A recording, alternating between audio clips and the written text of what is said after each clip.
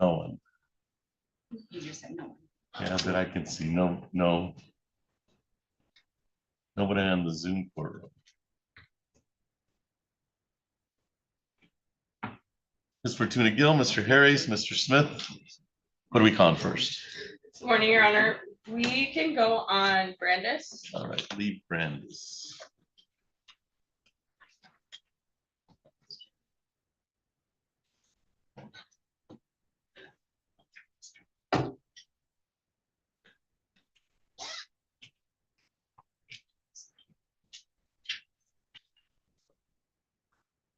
We're on the record in docket 25-02418.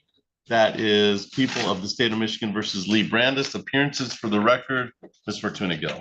Haley Fortuna Gill on behalf of the people. Mr. Harris. Assistant Public Defender James Harris here on behalf of Mr. Lee Brandis, who is standing to my right. Mr. Brandis, if you can please state your first and last name for the record. Yes, it's Lee Aaron Brandis. All right, thank you. This time set for final pretrial in the matter. If I can tell you what I know, we were going to sentence Mr. Brandis on another file, and then I don't think the pre-sentence was done, and so we adjourned that. So, Ms. Fortuna Gill, how are we proceeding? That is correct, Your Honor. The defense and prosecution would be willing to stipulate to an adjournment to handle this matter after that sentencing is complete. That is correct, Your Honor. The parties are both in agreement that depending on how that sentencing goes and the PSI in that sentencing, that could very likely affect how we resolve this case. So we would request that the court would reset this final pretrial out past that sentencing day. That's what I was thinking. When did we set the sentence? I believe it was in 6/20. Thank you. 3 weeks from today, I believe. Yeah, I don't think we did the typical 6 weeks. I believe that's Okay. Your Honor, I believe it is July 10th at 10 a.m. So let's set it after July 10th on a Monday. So July 13th would be the Monday following.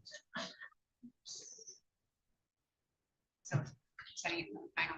Yeah, we'll set for final pretrial again. Yep. And, July 13th at 8:30. July 13th.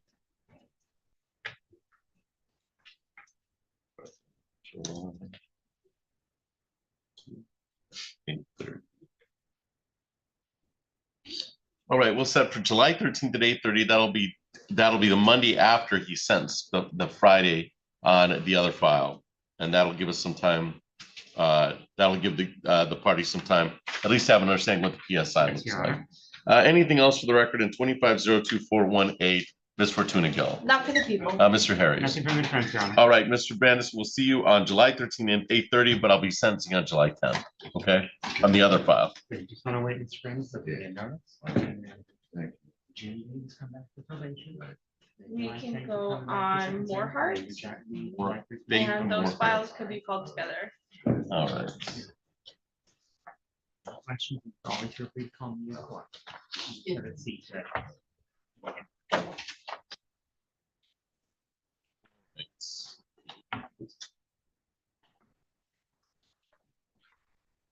All right, so we're on the record in docket 24-00855,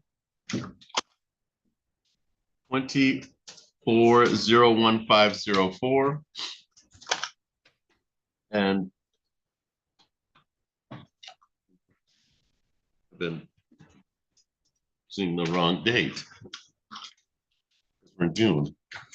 Yes, happy June. Yeah.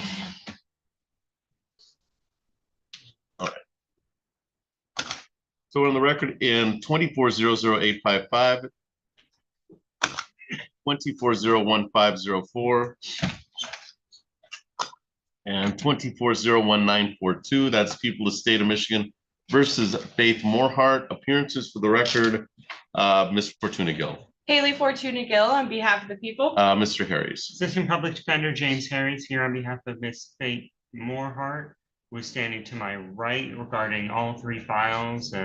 Just in full candor to the court, Your Honor, I do believe one of these files is an ordinance file. All right. Which would be with the city of Landing. We don't have to do it. I don't know if necessarily the city subpoenaed witnesses for that case, now that I'm looking at it.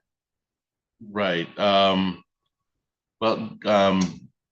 and usually Mr. Booth's here from the city, but Yes. I don't know if but we know I can, we go on the two state cases and then the city case, we'll wait to hear from Mr. Booth. Which one is the city? Is I the, believe The the, 942? yes, 942. the 1942 case.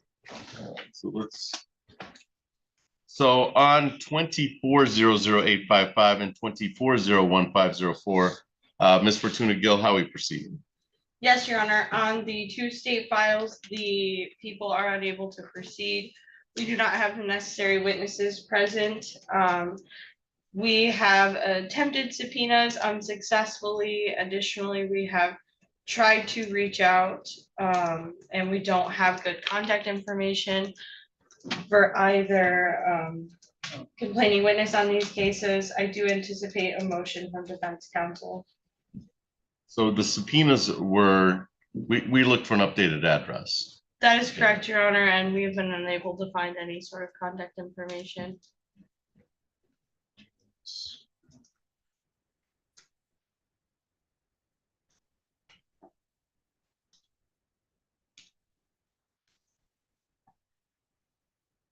And Mr. Harris. Yes, Your Honor, given that the complaining witness has failed to appear at this time despite being subpoenaed, I would request that the court entertain a motion to dismiss at this time. And I would request a copy of any dismissal the court grants to be provided to my client. So the subpoenas were sent to their last known address, not an updated address. That is correct, Your Honor. Yeah.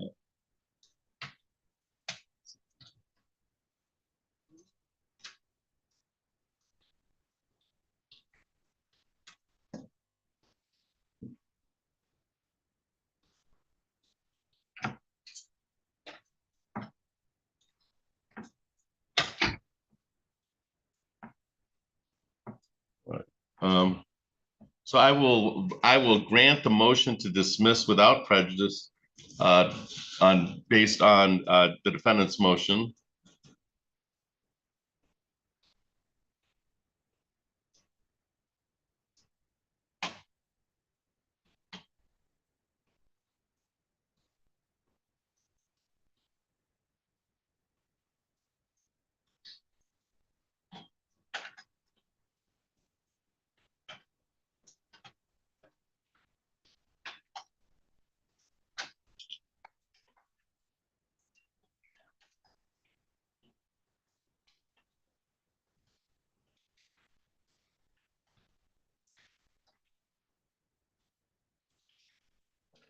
So I'm in possession of the two nollie processes in this. That is on 24000855. Based on the prosecutor's representations, that the witnesses were subpoenaed, but they didn't have an updated address as to the witnesses because the witnesses were not available to be contacted. I'm going to grant the motion to dismiss without prejudice, which means, Ms. Morehouse, the people could reissue if they choose to, but for our purposes today, the case is dismissed on 00855 and on 010104. I don't have a GPS on either file, but I do have a no contact order. And so it'd probably be a good idea to carry these around with you just in case. It takes about 4 hours to purge from the court system. And then I would think that we'll reset the city file for a city date. That would be since I don't know if the witnesses were subpoenaed on Yes, that Your one. Honor, I did try emailing Mr. Aboud to see if witnesses were subpoenaed today a few minutes ago. I guess I would wait to see if there was a response for him. And I think it's likely that we may end up just resetting this. Yeah, I don't know if they were subpoenaed. Let's reset the city, and then we may or may not need it, because if the witnesses were subpoenaed, then this will be dismissed by the city. And then, but if the witnesses were not subpoenaed, so we'll just set it for the final pretrial on that city date. So adjourn.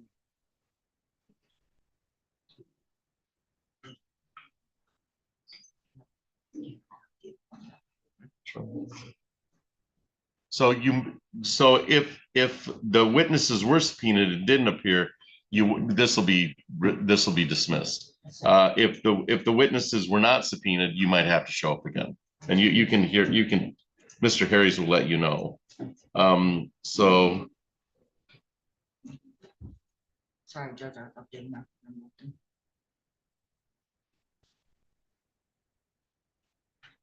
So we'll adjourn to the city final pretrial for what date? Actually, open one, yeah, 27. Okay. So we'll adjourn to July 7th at Sorry. no, 8:30. 8:30. And then we may or may not need your presence, depending on if that's dismissed beforehand. Or if Mr. Aboud is not able to contact his victims, he'll let us know. So we've set it for July 7th at 8:30. You can get a notice from my court officer, Sean.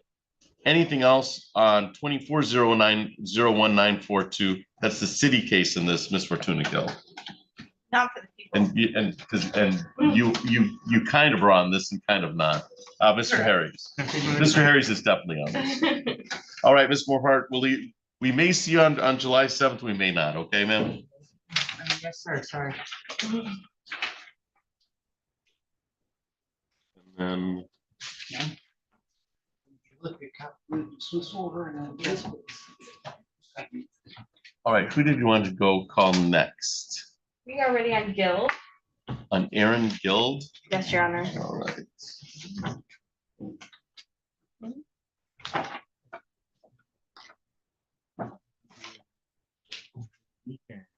Regarding the family case.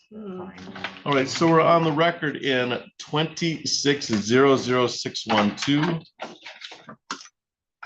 That is People of the State of Michigan versus Aaron Guild. Appearances for the record, Miss Fortuna Gill. Haley Fortuna Gill on behalf of the people. Mr. Harris. Assistant Public Defender James Harris here on behalf of Mr. Aaron Gill, who is standing to my right. Mr. Gill, if you could please state your first and last name for the record. Aaron Gill. All right, thank you. This time set for a final pretrial, and I have a motion to dismiss from it's Mr. Harris. It's usually Mr. Foreman. Yes, Your It's been the Honor, motion. I did speak with Mr. Foreman regarding the motion, and he indicated that if it was going to be proceeded to a hearing, he could be available and come in. If not, if it was, then he would be fine with me just doing it on his Right, behalf. and this is my understanding, and then Ms. Fortuna Gill, I'll provide. This is based on a reading of the circuit court opinion from Judge Dragonchuck, which indicated that these ordinances may be in violation of they can't write the ordinance is how but I don't know if we've had an MDOP before, a dog MDOP, and that so it presents a different. But I do know that it went to the Court of Appeals, and the Court of Appeals refused to review it. Is that my understanding, Mr. Harris? Yes, Your Honor. I think we may have had a dog MDOP in here before. Yeah. My understanding is I can't remember. Is that essentially the Mr. Foreman did try to get an opinion, or the parties tried to get an opinion regarding this, and there was not an opinion granted. Yeah, the application for leave was denied. Yeah, likely because the reasoning would, my argument would be the reasoning would also apply to dog MDOP, because Right. the damages it's still a criminal sanction that's being levied for the actions of a dog that bit. And where the dog in question was not previously adjudicated to be a dangerous animal, same as the facts in the dog bite case. Right, and it was a similar. I do remember addressing this doesn't affect the civil case; it only affects the criminal case. Yes. Ms. Fortuna Gill, has there been any new case law concerning this matter? No, Your Honor, it's my understanding, and my office's understanding that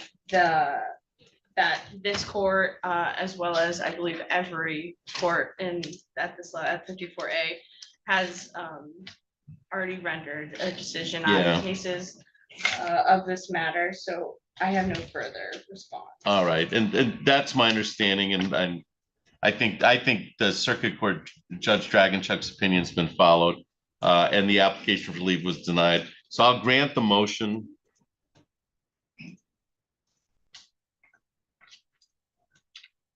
To dismiss without prejudice. It's written on a ticket.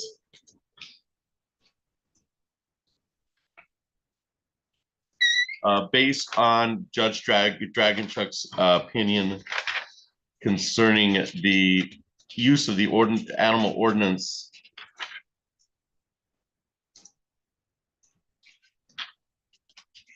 Let's see, Mr. Foreman. I think it's part of, here it is. It's part of the motion is Judge Dragonchuk's circuit court opinion, and then leave was denied on it. I'll grant the motion dismissed without prejudice based on the opinion.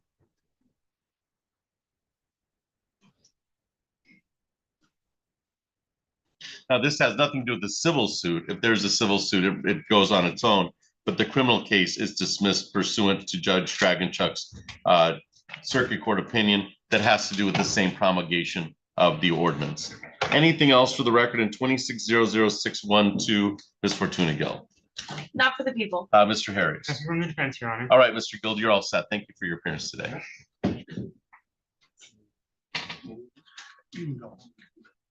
We are ready on Denman. Kira Denman.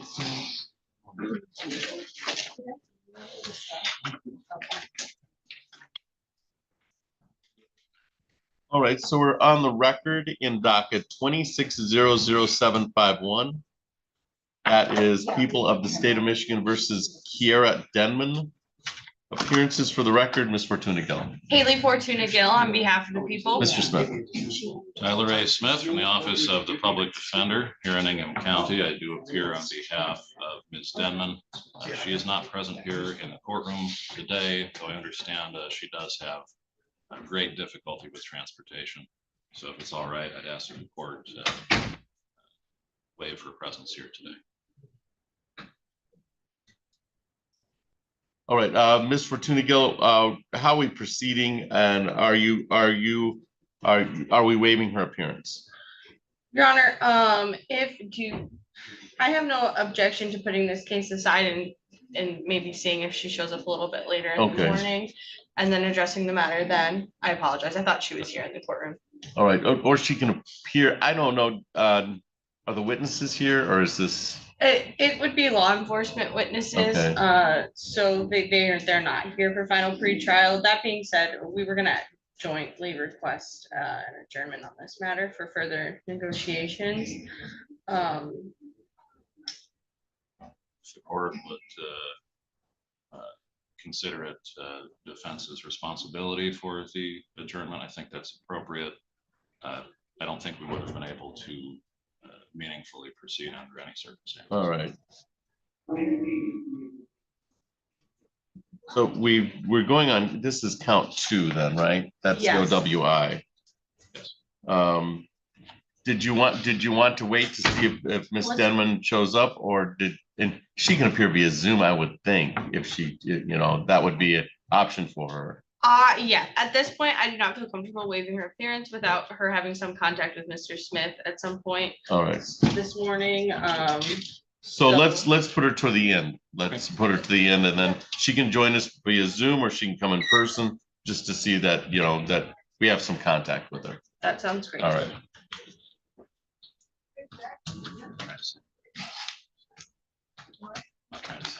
No, you're good. No, I appreciate it. My bad, I thought she was here. Are we ready on anything else? Do you have here is really the question. And there's nobody on Zoom. I know, but he needs to speak with her. I'm not sure that she's here. So did you want to, Morning, Okay, Judge. do you- good I could do an morning. FTA on Wilkins if you'd like. All right. Okay. This- acceptable. Bingo on Mr. Wilkins Yes, we can. on this with Mr. Sturdivant. All right.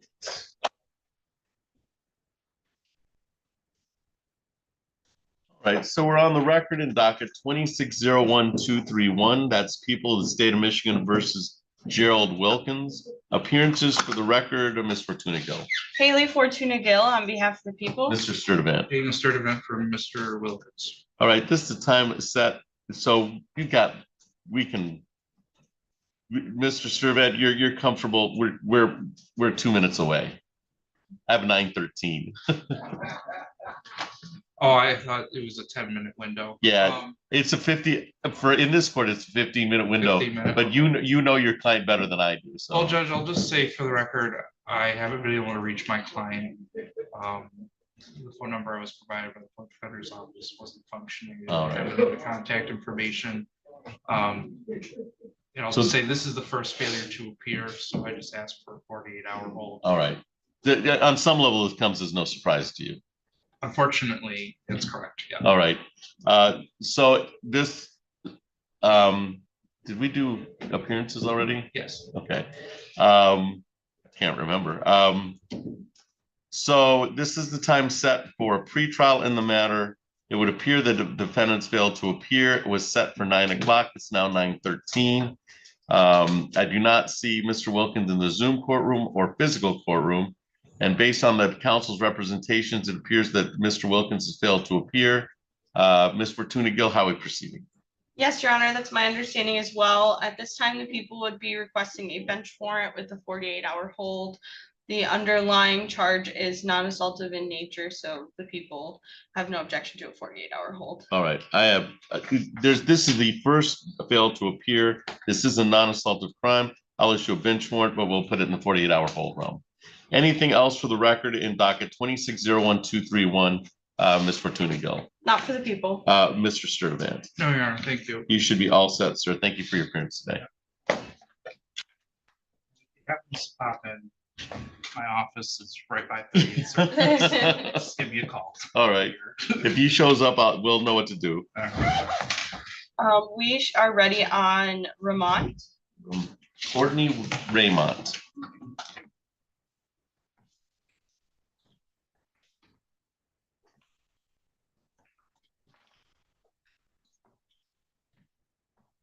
And do you want these called separately or together? They can be called together, Your Honor. I would also request that they be called together. All right.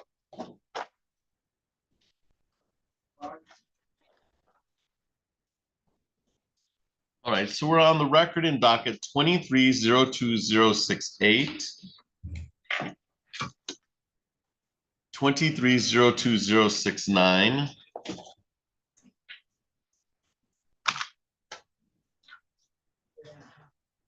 23-01168.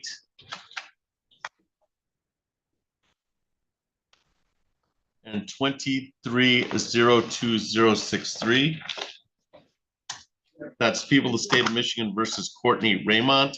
Appearances for the record, Ms. Fortuna Gill. Haley Fortuna Gill on behalf of the people. Mr. Harries. Assistant Public Defender James Harris, here on behalf of Ms. Courtney Ramont, who is standing to my right. Ms. Ramont, can you please state your first and last name for the record? Courtney Ramont.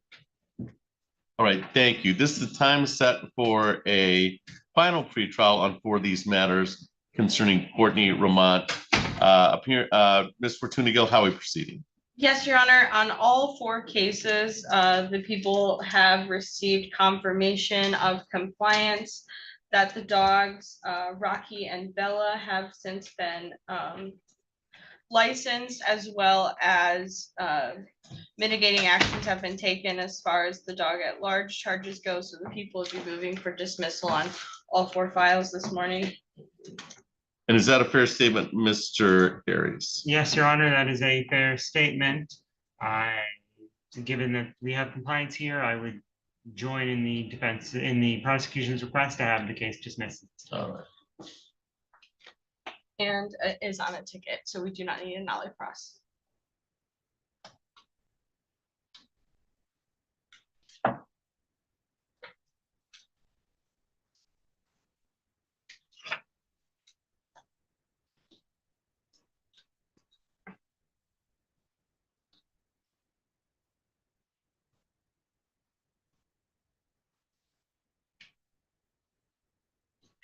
All right, so the tickets involved, let me make sure,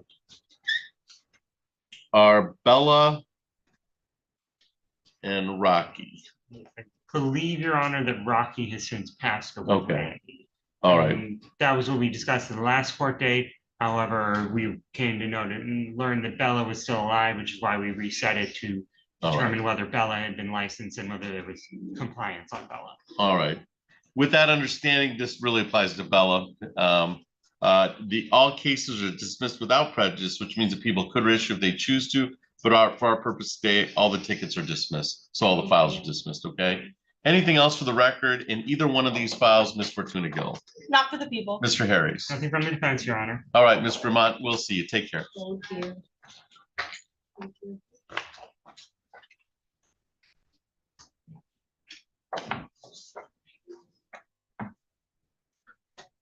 Are you ready at anything, or is it we waiting on clients? I'm waiting. We can take, because I think we're through the 9 o'clock, so we can probably, you can come get us when you're ready. Absolutely. Because that. Do we have anybody on because- Zoom? What's that? Oh, I was just. There's nobody on Zoom. Okay. Which is kind of weird. That is weird, but okay. Yeah, there's nobody on Zoom. So, or else we'd be throwing people into rooms. Okay, So, but that takes care of all the 8:30s and one of the 9s. So okay. I'm not. All right, so just let us know. Will do. Thank you, Your Honor. Thank you. This is your last week? Yes, and I had confirmation that this court will be getting Dan Smith, who's practicing In Judge front of Simmons Judge right now. Simmons. Yeah, that I kind of heard that. Yes, I have confirmation of it this morning. All right. He's a really nice guy, so hopefully everybody Yeah. works really well together. And hopefully everything works well with you. Yeah. Yes, I just need baby to wait until the end of this week, and then he can come if he wants. Well, he's gonna make that decision on Yeah, his I own, don't have right? any control.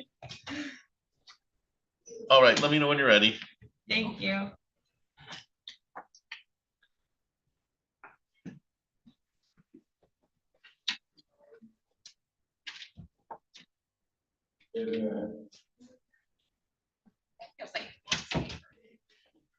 Kind of is. I have a thermal printer at home, Ah, smaller and more portable, and doesn't charge me an arm and a leg for ink. that's how they get you. It's the ink.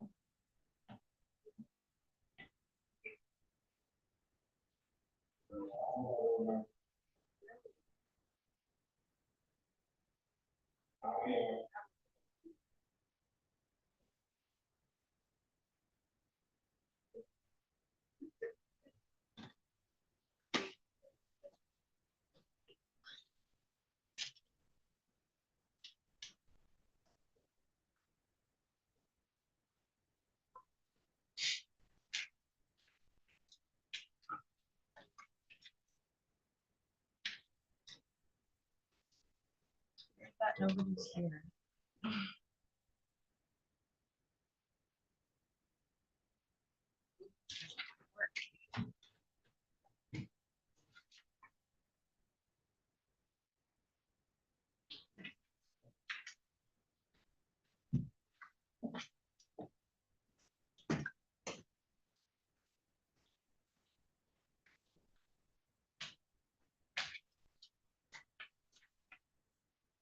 Catch it. About a million. You should.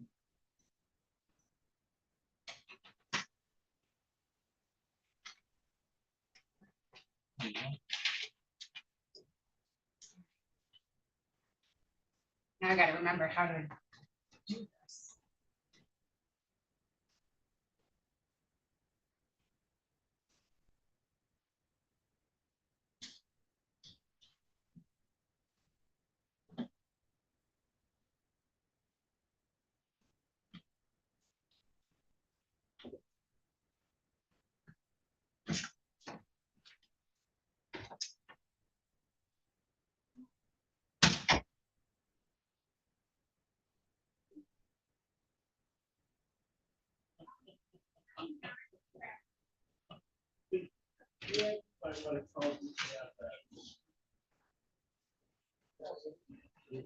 No. Got Mr. Mason here, he did decline public defender. Oh, okay.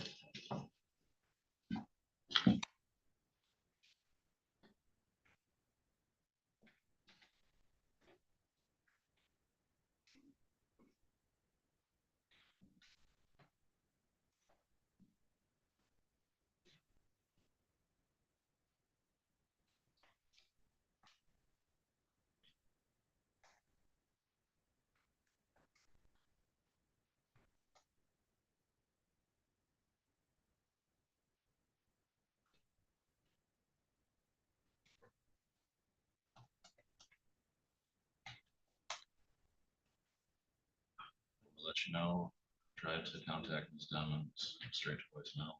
Okay, Uh, okay.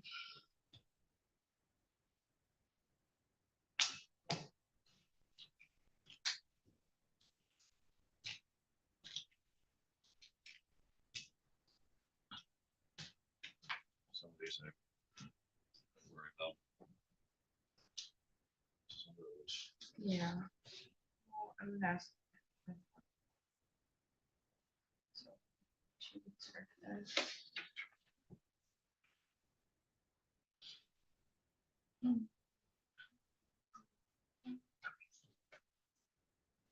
Hi, Mr. Mason. My name's Haley. I'm the prosecutor. Do you want to speak in the hallway briefly?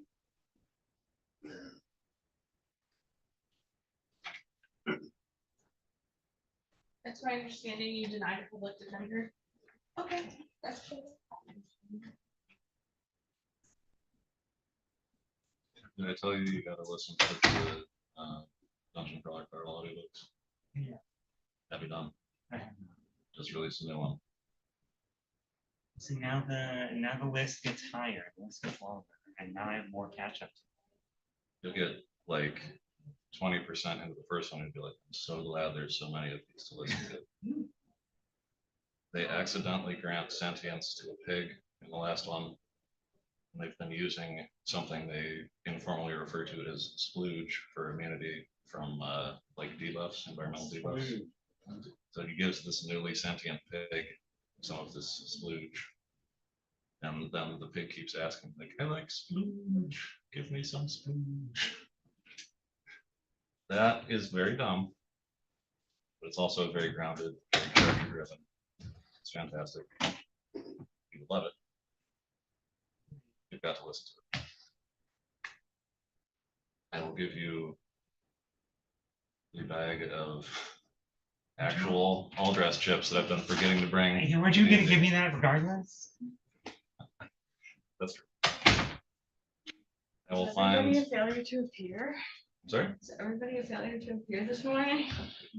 I don't know, man. Sometimes, Possibly. It feels like that for me too. sometimes it do be like. Sometimes people don't think it be like it is, but it is. Mhm. I forget the guy's name, but that's a great baseball player of the past. Roses are red, violets are blue. People don't think it'd be like it is, but it is. In fact, it does indeed what it is. I like that. I didn't make it up. It's pretty great.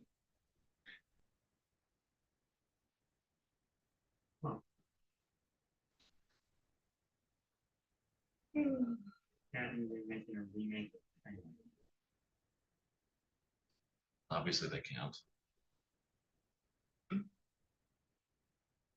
There's no Sean Connery.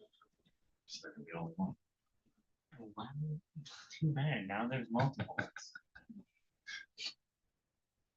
They're getting Henry Cavill to do it. Gosh, there's so many dogs. And then when animal control submits it as a ticket, it's automatically like given a court date. Like it's not up to us to issue or deny. Mhm. It's It's millage. That's the only millage I've stopped supporting. They've been blowing their millage money on cop cars and stuff, oh, yeah. rolling around like they're the freaking Gestapo. That's not it. Spend it on the dogs. So we were driving, Jarrett and I, my husband, were driving to a Lugnuts game, and this little sweetie came running up to our car. And so we opened the door and she got right in, and she was at large, but we found her neighbor, where we found her owner, one of our neighbors, but she was so cute. I don't even know. Like that's a mutt, kind of. Yeah. I don't know what she was, but she was sweet. She was a Yeah. really good girl. She's got those lab eyes. Yeah. Yeah. Well, and the lab mischief, right? We were like, this is a main road, ma'am. You're, Cannot be here. you're gonna need to get in. Got a dog when I was a kid that was part coonhound, which that's Oh, that's a yeah. clever dog. Yeah. But part lab. She got all the best bits about it. She was smart, like coonhound, but not like job oriented. Yeah. And she was, ugly and content like the lab is. That's one of the finest dogs I've ever met. It's We been have, 30 years. yeah. Dogs are the best. Oh. I mean, I have 3, but we have a Really? lab mix. Yeah. How about we dismiss all these cases? I got some juice. I would love to. I love dismissing dog cases. Well, that's a good choice. So, Our lab is just so. He's such a good boy. Like he's so loving and sweet, but he is always getting into trouble. He is such a character. And now we have all this baby stuff, and he's Oh. like, "Oh, it's on." Like he steals as much baby stuff as he can. He's, in his defense, baby toys and dog toys, like there's not much of a difference. yeah. So I try not to get too mad at them. I'm like, that kind of makes sense. Maybe you can get them to do the button thing. Baby toys. Yeah. Like, tell you stuff. Yeah. I don't know. I don't think he just barks at us when he needs something. It probably will be adorable when you bring the kid home. Yeah. Because dogs and cats meeting baby. Yeah. It will be chaotic, but yeah, I'm hoping smooth. We've been in like baby boot camp with the dogs. So we've been like practicing walking with the stroller, which I'm glad we did because they started when it began, they were attacking the stroller. Like stroller was the enemy. And we've been listening to babies cry. We've been in So much full worse in boot person. camp. Yeah. With the dogs. So we'll see. I've only recently grown out with the like trigger response, like you hear a baby cry on the TV. Yeah. God, fuck. Immediate stress down. It'll be easier. for Blood you. pressure spikes Yep. extreme. It'll be better, I think, for y'all. 'Cause I was in law school at ours. And Yeah, that is really tough. we didn't plan it out, obviously. But sorry, Well, that's life. we survived. I came this close to with distinction Yeah. by like a couple hundredths of a point.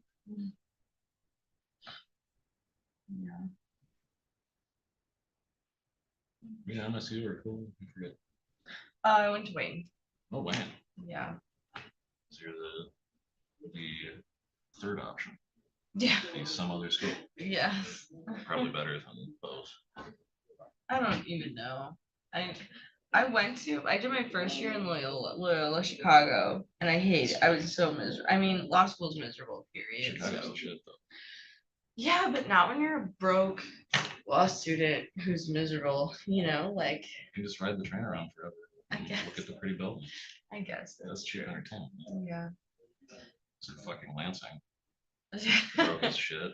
I There's hated nothing to do it. here. I hated it and transferred. You get shit from the Northwestern folks, the UC folks. Yeah, Yeah. but then everyone was weirdly cutthroat, and I was like, why? Like, you don't belong Yeah, here, you just- belong at the other ones that are right around the corner, you know what I mean? If that's how you want to be. They're just trying to number one in the transfer or something. Yeah, weird. So I knew a guy that- probably, I think that's probably why. I knew a guy that transferred, but he wasn't particularly skilled, so he went to MSU. Hmm. Then he transferred to some like unknown school in New York, Hmm. just so that his diploma said some school in New York. But it wasn't like, obviously it wasn't Columbia. It wasn't Georgetown, anything like that. It was, Or NYU, no, it's just some like equally middle of the road place. sure. Oh. No, I was like, this sucks. So I transferred to Wayne and commuted. It was about a 50-minute drive from my parents' house. So we Sweet. moved in with my parents, and it was, law school still sucked, but Well, I was happier yeah, there for sure. doesn't suck, you're not doing Yeah. I think the first year is the worst too. I don't know. nobody burned out and quit after the first year, so it must be good for something. Yeah. We only lost like I only dozen thought about folks. quitting like every day.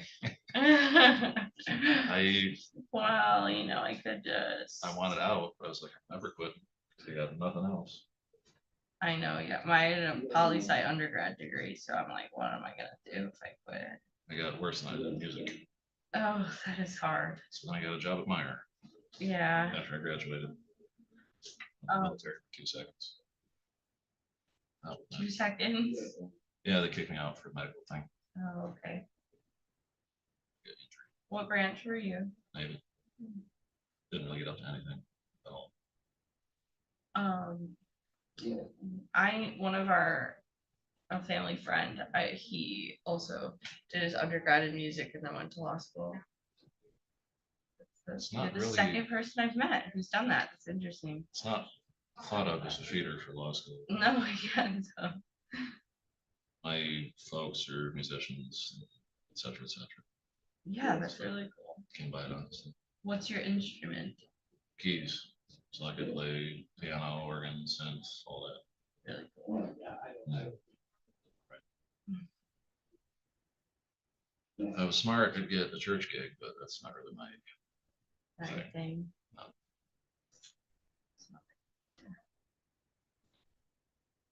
Weirdly, one of my kids' friends' parents, Mhm.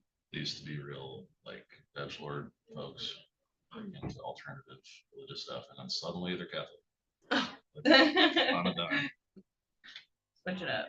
Yep. I texted them one time and they're like, "Oh, we can't do that. We got to go to confession." I was like, "For that." Okay, that's fine.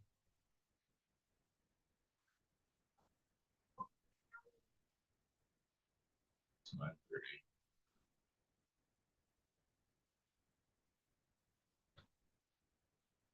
So, I wonder if Jeff Marcy checked the Zoom. Now it's 9:30. I think I'm better about Better.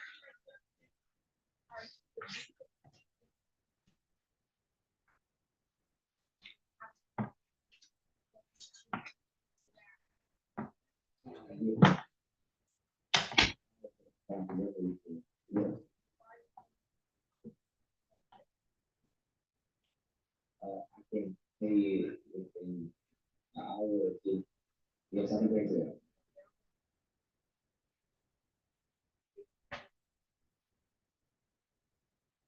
Thank you.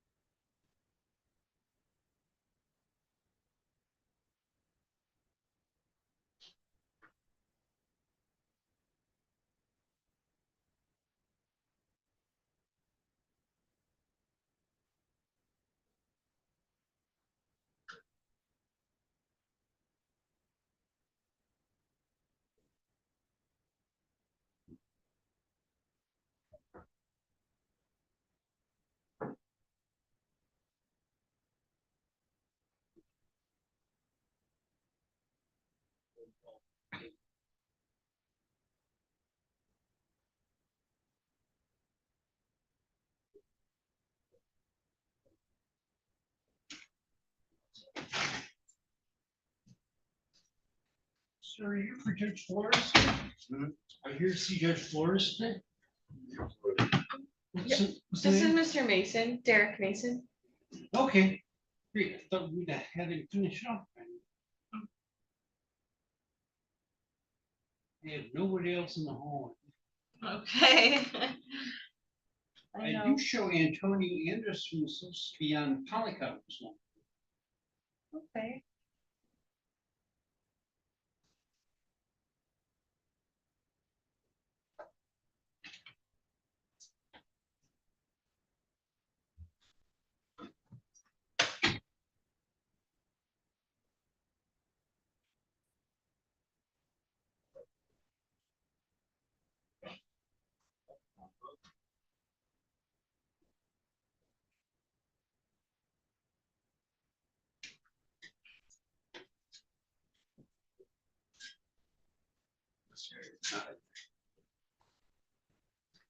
Good morning. Hi. I'm here from 8:30. Oh, yes. I failed to appear. 48-hour hold. No, 48 hour. No immediate. Immediate. No. You requested immediate Oh, yeah, payback. absolutely. Absolutely. Okay. There are things I would get arrested for, but we're not there quick. I was doing fax machine training. We have to shift our faxes around. Yours at 19. I mean, we have to carry one. For we have to carry one for FOIA purposes because it's like a statutory requirement to be able to. We have one person on Zoom. This is Do we know who it insane. Maida Liz Hernandez, which That person isn't even on our docket. yeah. Maybe they're landlord tenant or something. Wow. That doesn't bode well.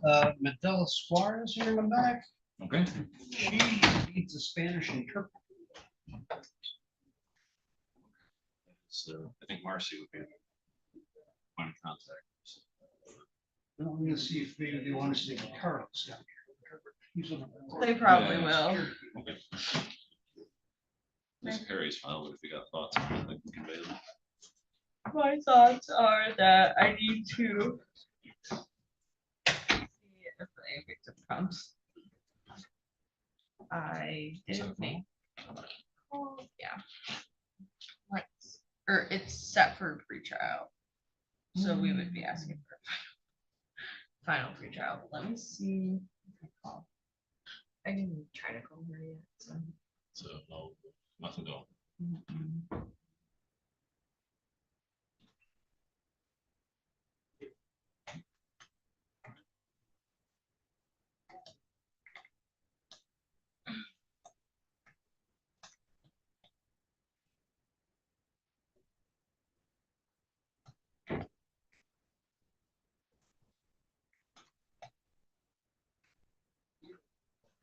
emailed stuff to. James.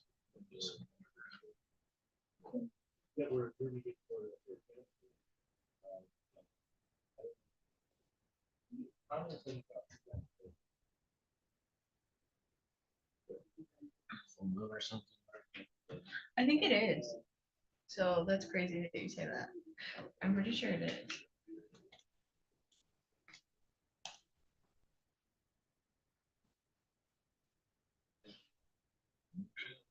Yeah, we are on the phone. It's just starting to wane. That's a real thing, apparently, statistically. What is that? Weird shit happens. around Weird the stuff phone. happens? Like more offenses. Or I guess deviations from community.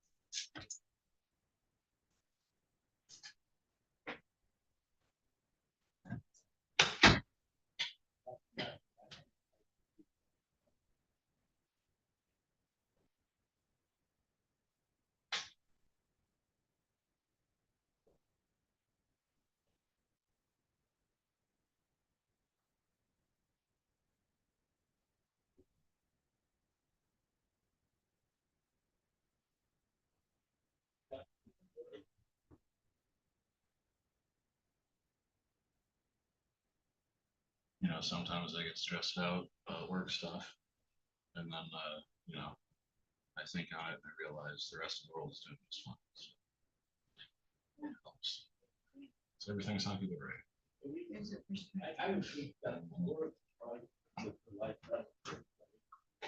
I may not. I guess. Hey. Yeah, Mr. Harris should be here just shortly. Yo voy a traducir para usted ahora. Todo lo que me dijeron es que yo tenemos Todo eso está otro día para ¿No?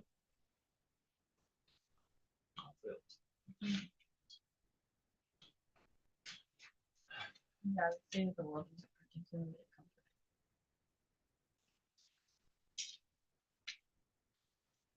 I guess there's positivity either way, all right? Yeah. So it makes everyday stuff look small.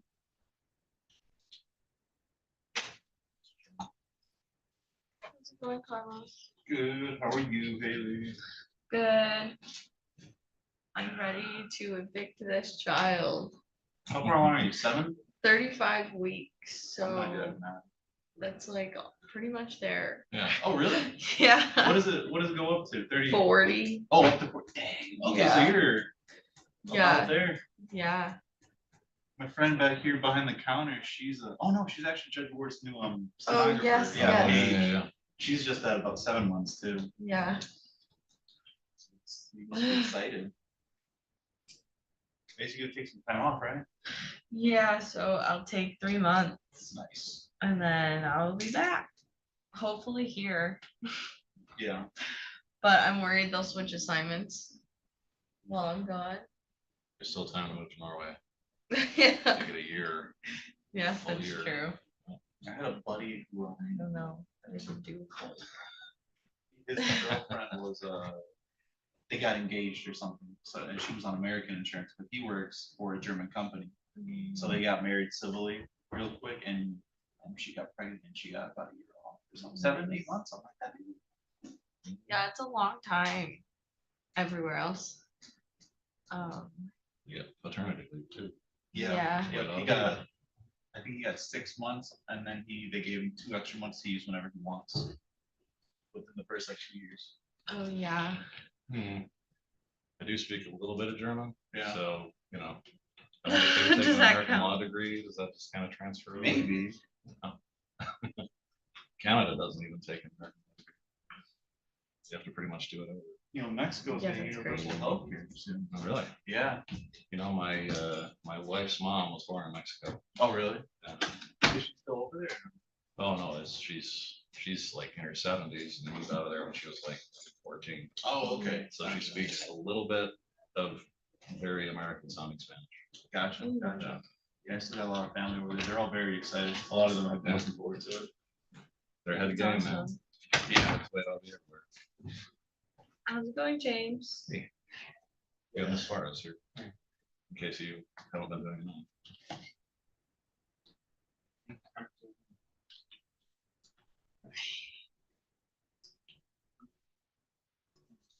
Well, are we ready to start failing to appear, people? There's some. But, yeah, basic.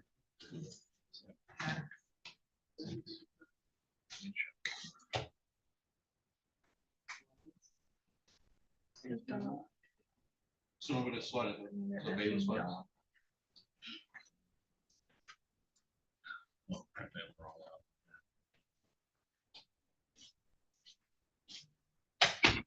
Standard thing. It looks like there's no turning sign.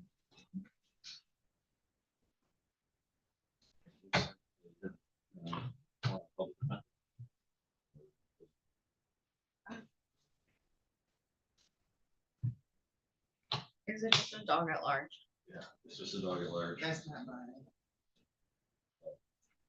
Oh, I can talk directly to the prosecutor. I'll just state as a general matter, since they have not been appointed, that evidence showing that some measures have been taken. to keep it up. The dog is dead. Well, I suggest you talk to Ms. Hale. Yeah, we can Probably get this did that. taken care of. You don't need to. I don't want trouble with my conditions. So I'll just let it go. You said the dog has passed away. Yeah, no, it wasn't my dog. Oh, okay. It was my daughter's dad.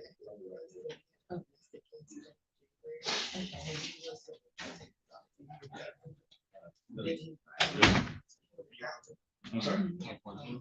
That's okay. All right, let's see. Let me see if I can pull up your file here. Excuse me. Oh, I do remember. Did you like? You did that on the weekend. Yeah, yeah.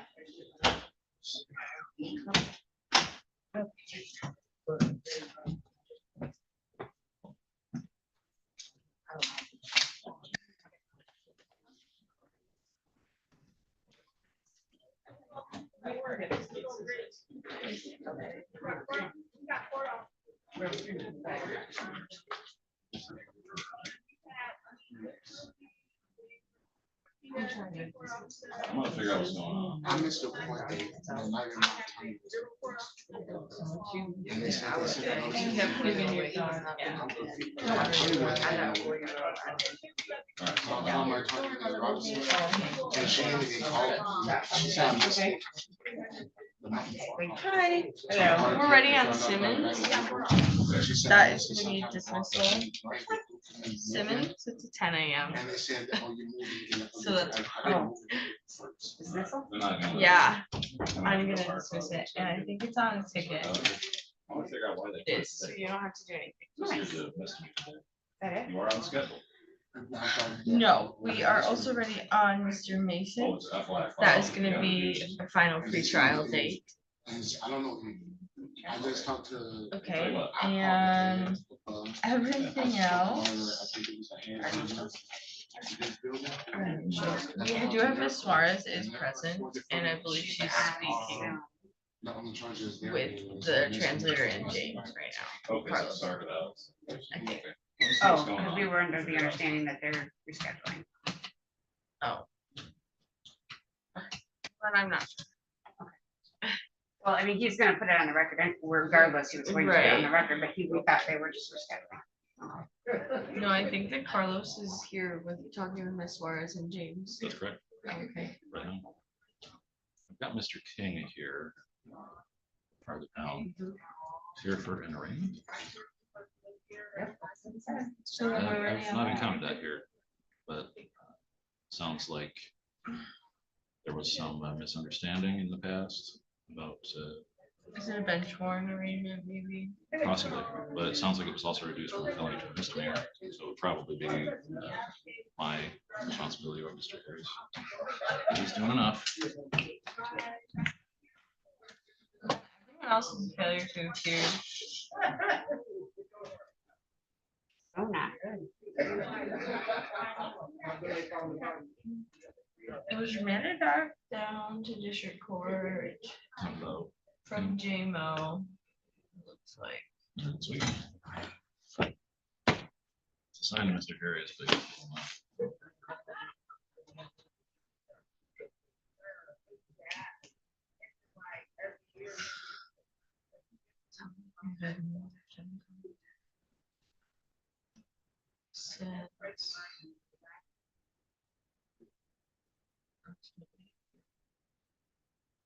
don't want to get knocked out. It would have, you must have something to be able to do it Christmas, otherwise I don't know why they would waste the time. Save face of the circuit. No, we're not doing anything like that. et cetera, Yeah. And send it on to district. Follows. That is possible. I would not be surprised. Optics. As a Yeah, it's a bench warrant arraignment. It's a bench warrant. Yeah, Sounds like there was some confusion about. there was, it had been scheduled, there was a reschedule. Yes. It was scheduled for That May day judge was 18th, and then out, it got, he got, that was it. Oh, no, was he, oh, yeah, he had a funeral, Yes. then it got reset for. Wait. Yeah. I was never even told it was, I was Oh, only yeah. told about the initial schedule. Yeah, we're gonna, that's because of that date. There's several cases where this happened, so it's not. Okay. We just gotta get it. Sorted. All right, Trying to so brush off. good one, if you then. Yep, we can get it rolling.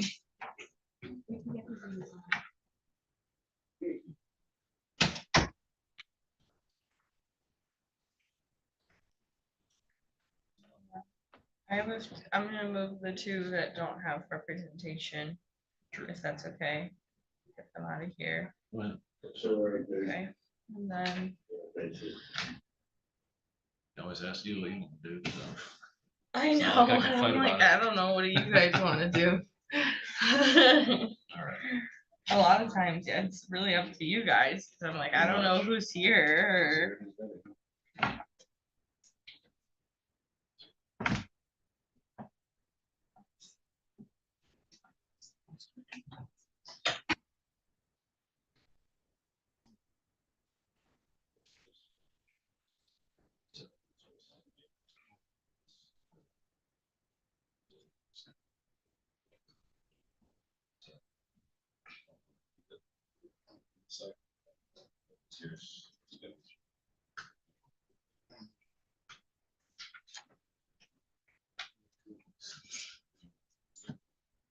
If you want to give them anything, it's, you know.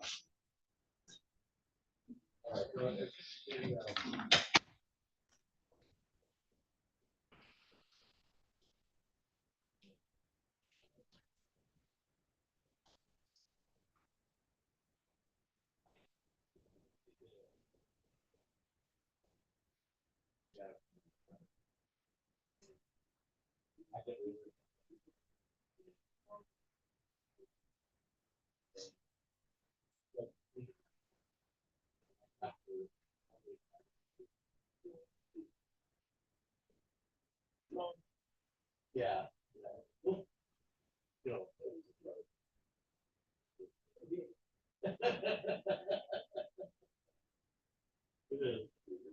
I don't know what's going on, but you know, that's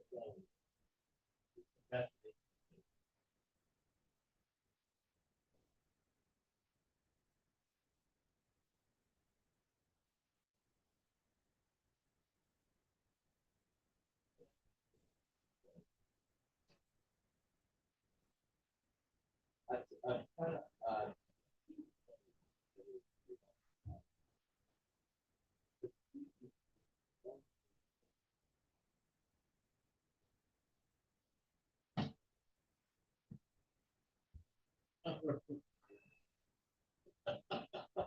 like today.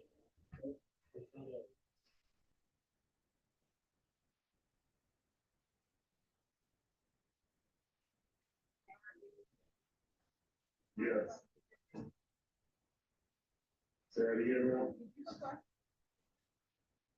Yes, I did.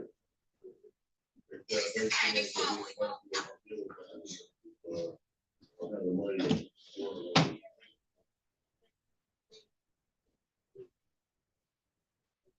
He's really happy.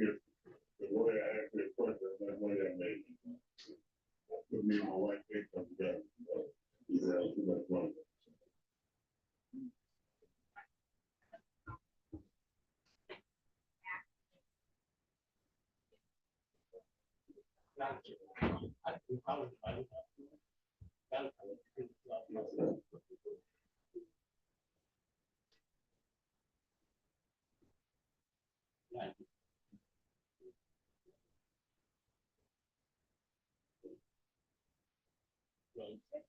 I would think.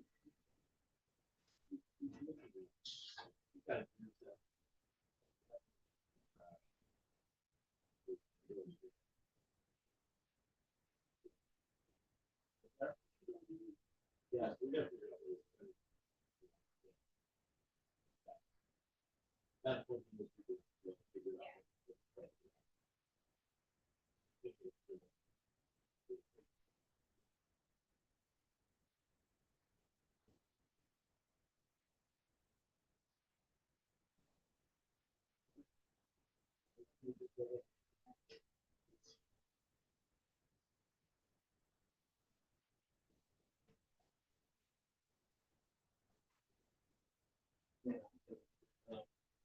out.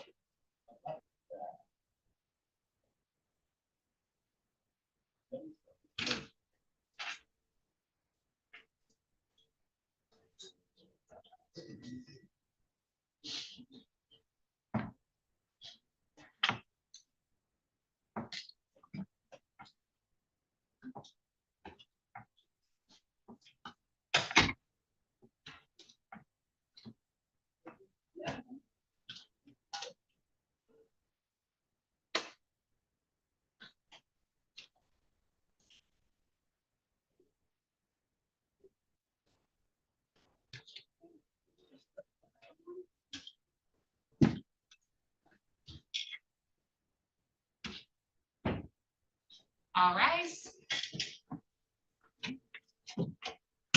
You be seated.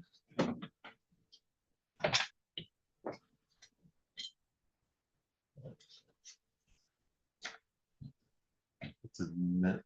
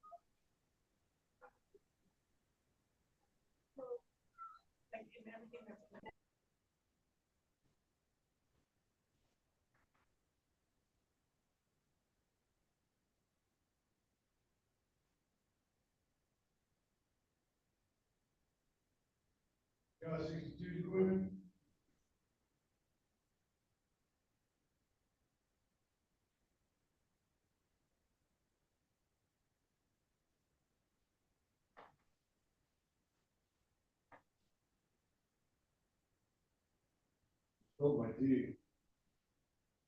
All over my arm.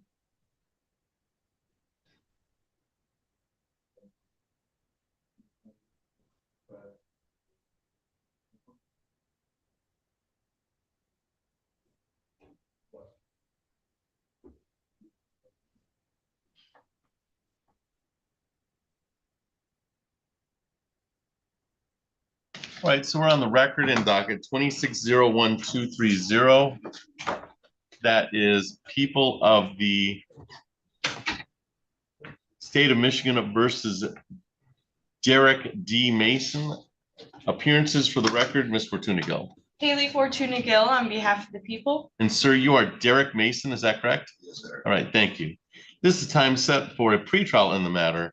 Mr. Mason, you are not represented by counsel today, is that correct? Yeah, you're right. All right.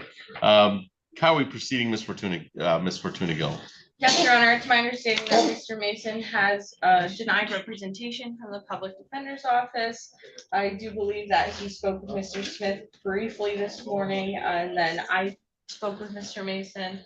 And at this time, we would be requesting a final pretrial date. So set for final pretrial on. Yeah.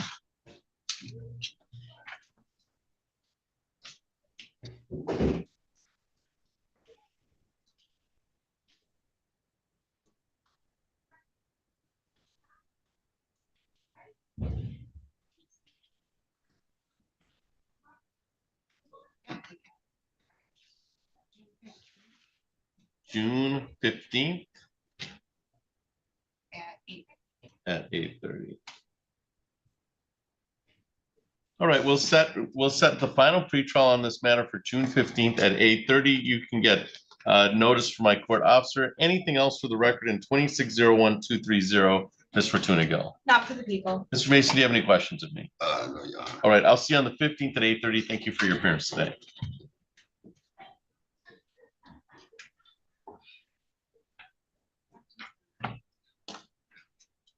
Oh.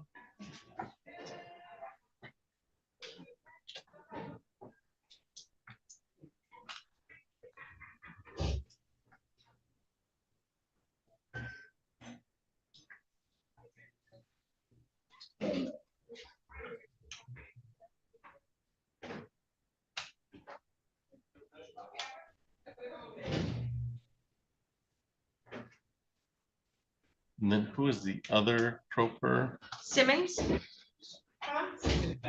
Yeah. Nautica Simmons. Correct. All right, you let me know when we're good on. I guess they said Witter to relieve me, but nobody said Witter was gonna relieve me. We call Witter. DOC.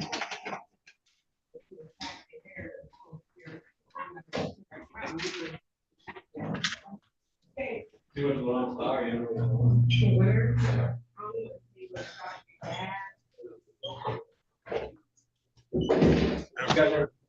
All right, let's go on Ms. Simmons.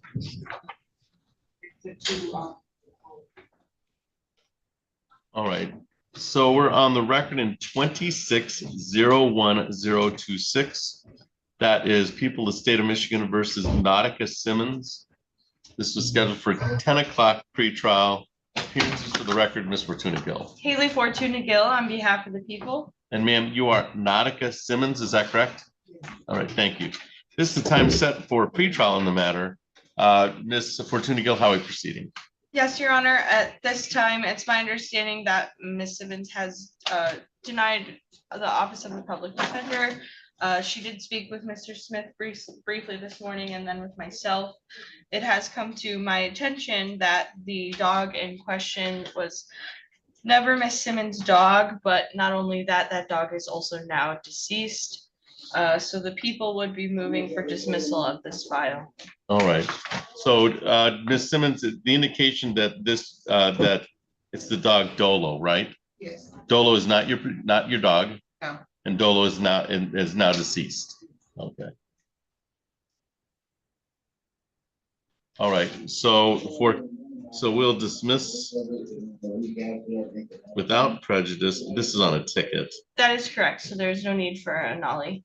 for compliance. All right, so I've dismissed the ticket without prejudice based on you've come in compliance because the dog's no longer at issue, and B, it's not your dog. Okay. Anything else? So it is dismissed without prejudice on the ticket. Anything else for the record? 2601-026, Ms. Fortuna Gill. Not for the people. Thank Ms. you. Simmons, you're all set. Thank you for your appearance today.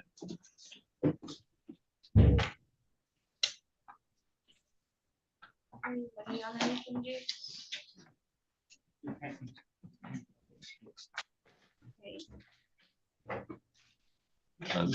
Rather long phone call. On TS on the cell phone, TCL T434D. Could you identify yourself? You'll have to unmute. TCL T434D. You're on a cell phone. You'll have to unmute. Okay, my name is Keon Coward. Your name is, sir. You're gonna have to re-indicate your name. Keon Coward. Keon, yeah, Keon Coward. All right. Let me have you rename. Yes. Yes. Very good. Oh.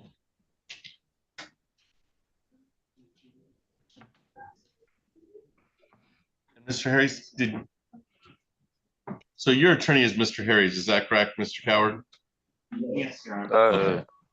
Yeah. Yes.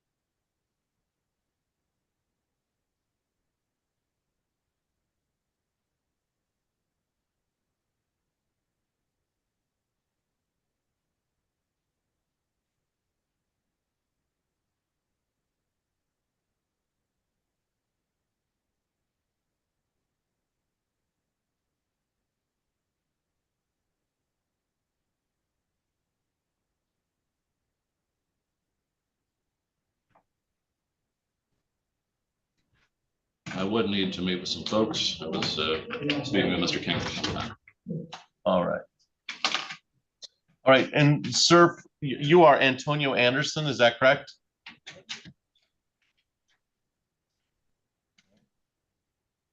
From the hearings room, what's your name, sir?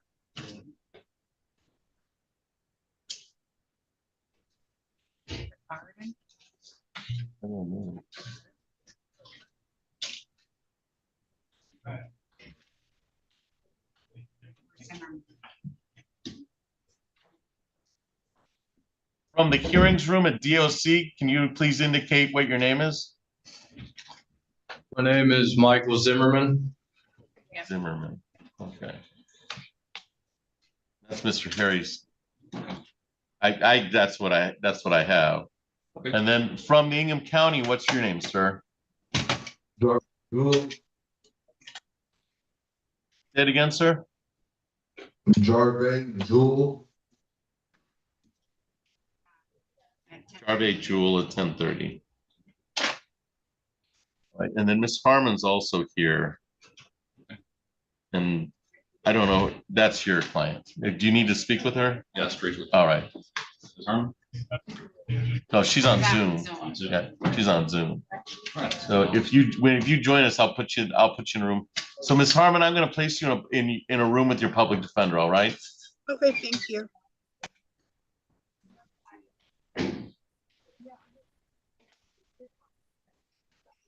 So Ms. Harmon, you'll get a prompt to go to room 1, and then I'll place your public defender in the same room.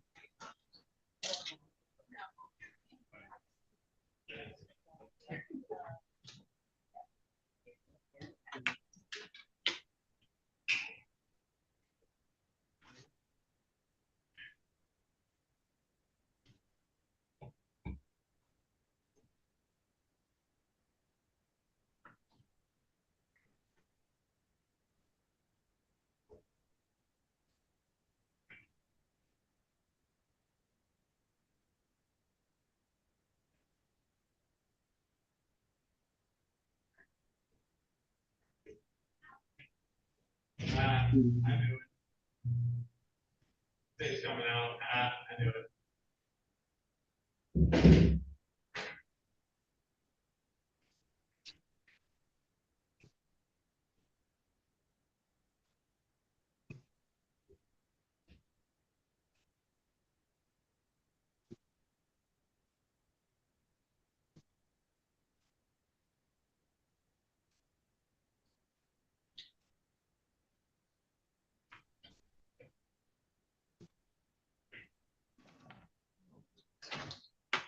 Stanfield. That's Mr. Harris.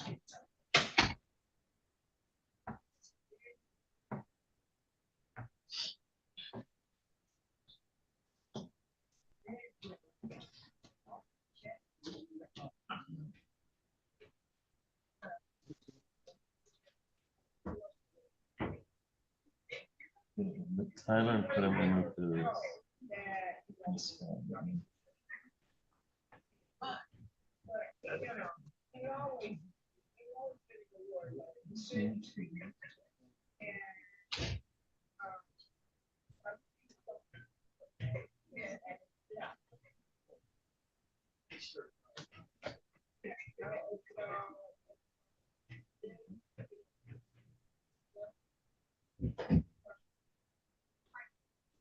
We need rain as much as I can want to know. All right, so Mr. Smith, you should be in room 1 with Miss Harmon.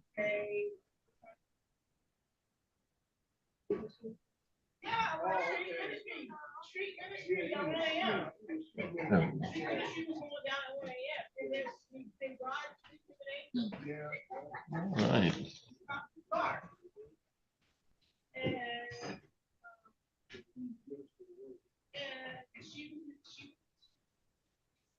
Then who's in back? Ma'am, what's your name? Kendra Embry. Kendra Embry. All right, and then ma'am, what's your name? Sean Mays? Shania Mays.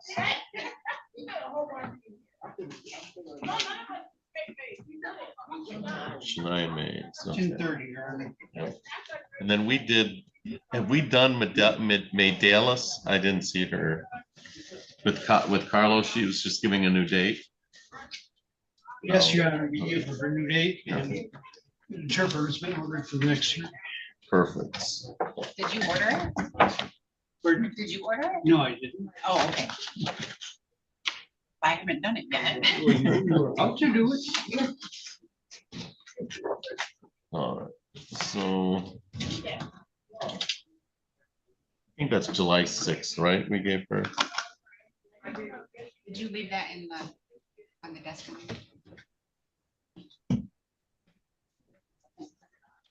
Oh, there was a. I think that I wrote it down here. July 6th. Yeah, I wrote it down here on the. Oh. So.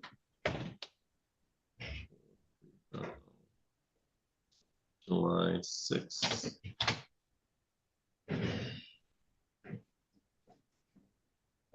And the interpreter is going to be ordered.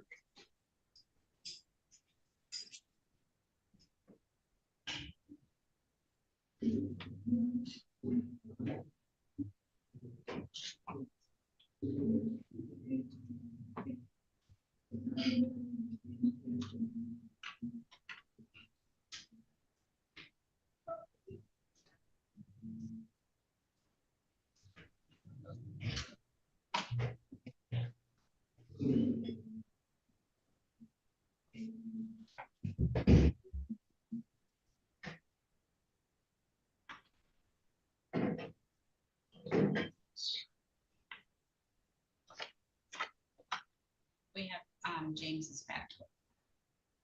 Okay. All right, so there is McDullis. McDullis Suarez. You're not gonna go on? No, I think we just rescheduled that one. So I don't think we have to. Yeah. James is back. All right. So James, are you ready to go on Keon Coward? Oh, here he is. So who did you want to go on first, Mr. Harris? A few I could go on here. All right. I believe I'd be ready on Anderson. Zimmerman, I should be ready on it. He's an NUC. Translated. Flores is already handled. Henderson, I'm ready on. He should be in custody over Polycom. Ward, I'm ready on. Maze, I'm ready on. She's here in person. Stanfield is on Zoom. I'm ready on, which I'm ready on. Yeah, I see Miss Stanfield. Oh,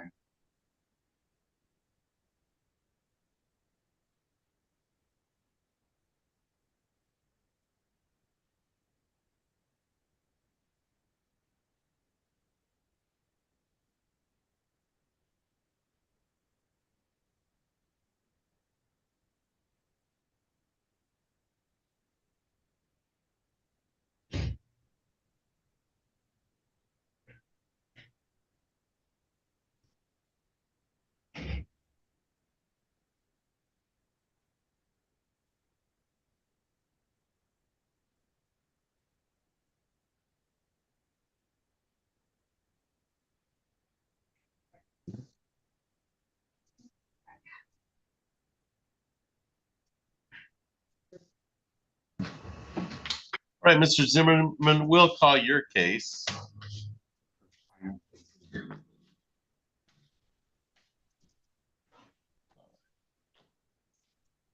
right, so we're on the record in docket 2600124.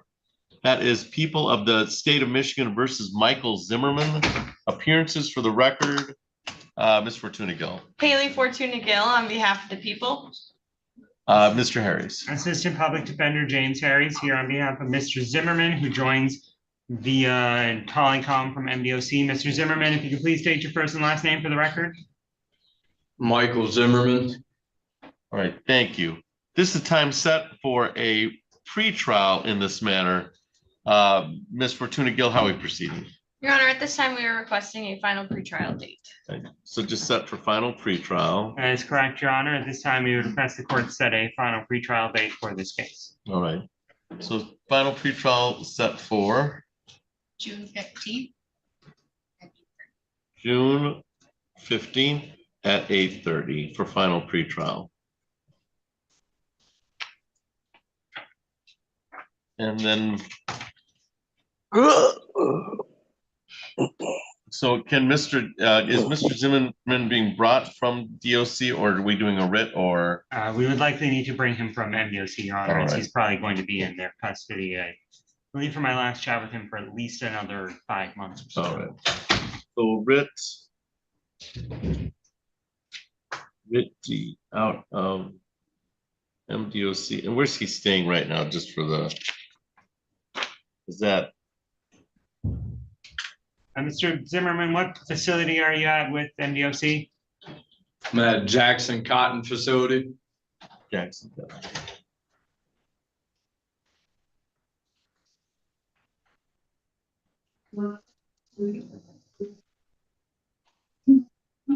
Oh wait, we'll be responsible for the writing the defendant out of MDOC for the final pretrial set at June 15th at 8:30. Anything else for the record in docket 2600124, Ms. Fortuna Gill? Not for the people. Mr. Harris. Nothing from the defense, Your Honor. All right, Mr. Zimmerman, we'll see you live in person on June 15th at 8:30. You should be all set, sir. Okay, thank you. Is that other Polycom device, Your Honor? Is that Mr. Reginald Henderson? No, it's Mr. Jewell. Okay, then. No, it's Mr. Jarvade Jewell. There is a Miss, and then you met with Howard. Yes, so I would be ready to go on Mr. Koward. Okay.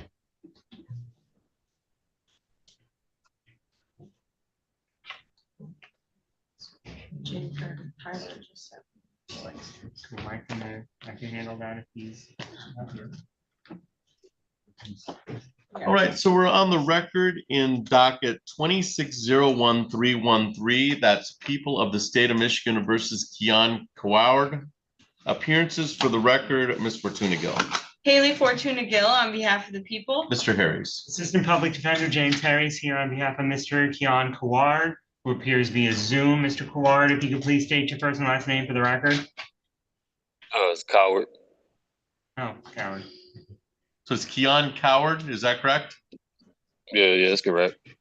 And you can hear me all right, Mr. Coward? Yes, sir. All right, this is the time set for a pretrial in the matter. Ms. Fortuna Gill, how are we proceeding? Yes, Your Honor, at this time, we are requesting a final pretrial date. That is correct, Your Honor. The defense would also be requesting a final pretrial date on this case. Okay, we'll set for final pretrial. That'll be live in person on the 6th floor of City Hall of Lansing for June 15th, 8:30. June 15th at 8:30. So see you live on the 6th floor of City Hall of Lansing on June 15th at 8:30. All right, sir? Okay, yes, sir.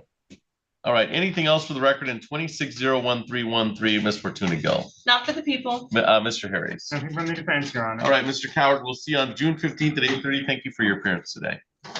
Okay, you're welcome.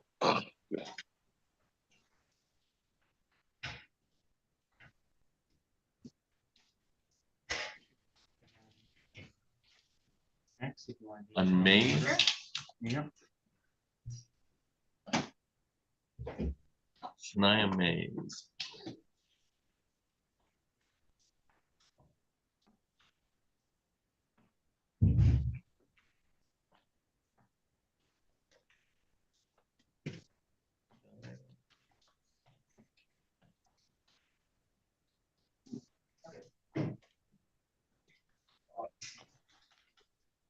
All right, so we're on the record in 2601200. That is People of the State of Michigan versus Shania Renee Mays. Appearances for the record, Ms. Fortuna Gill, Haley Fortuna Gill on behalf of the people. Mr. Harris. Assistant Public Defender James Harris here on behalf of Ms. Janiyah Mays, who is standing to my right. Ms. Mays, if you could please state your first and last name for the record. Shania Mays. Thank you, ma'am. This is the time set for a pretrial in the matter. Ms. Fortuna Gill, how we proceed? Your Honor, at this time, we are requesting a final pretrial date. That is correct, Your Honor. We'd be requesting a final pretrial date for this case at this time. Okay, set for final pretrial on June 15th at June- 8:30. June 15th or July 15th? June 15th. Yeah, that'll give enough time for subpoenas. Yes. Okay. So we set the final pretrial for June 15th at 8:30. They'll be live in person on the 6th floor of City Hall of Lansing. Anything else for the record in docket 26012000, Ms. Fortuna Gill? Not for the people. Mr. Harris? Nothing from the defense, Your Honor. All right, Ms. Mays, I'll see you live in person right here on June 15th at 8:30. Thank you for your appearance.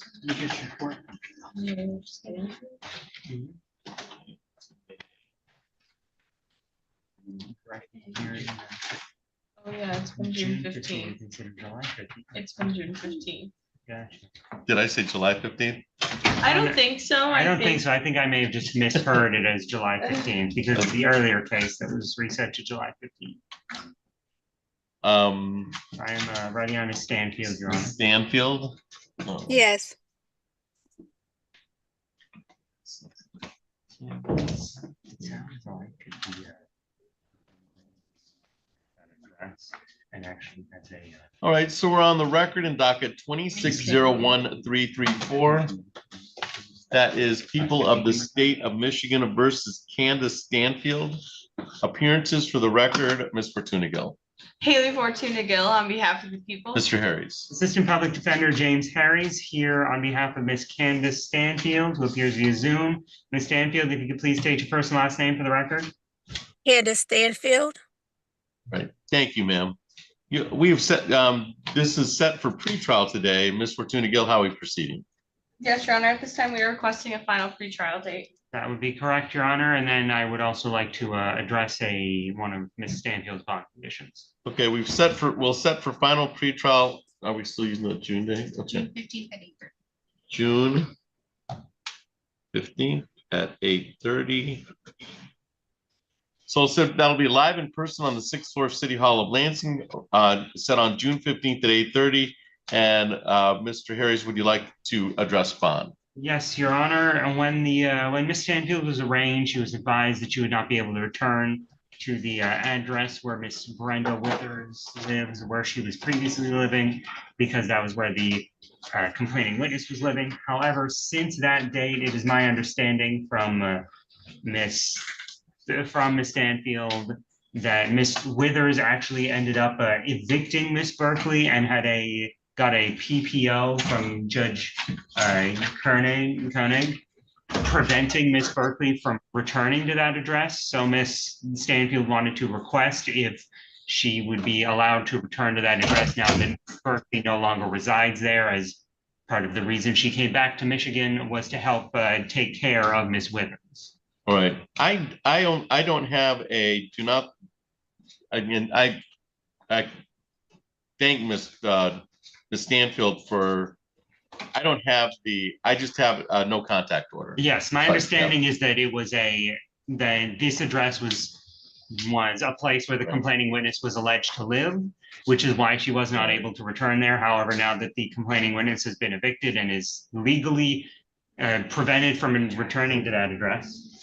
Yeah, so you can go back to the address, Miss Stanfield, as long as Miss Berkeley's not there. Miss Berkeley's holding over, staying there, then you're gonna have the same problem, okay? Because the no contact order is in regard to Miss Berkeley.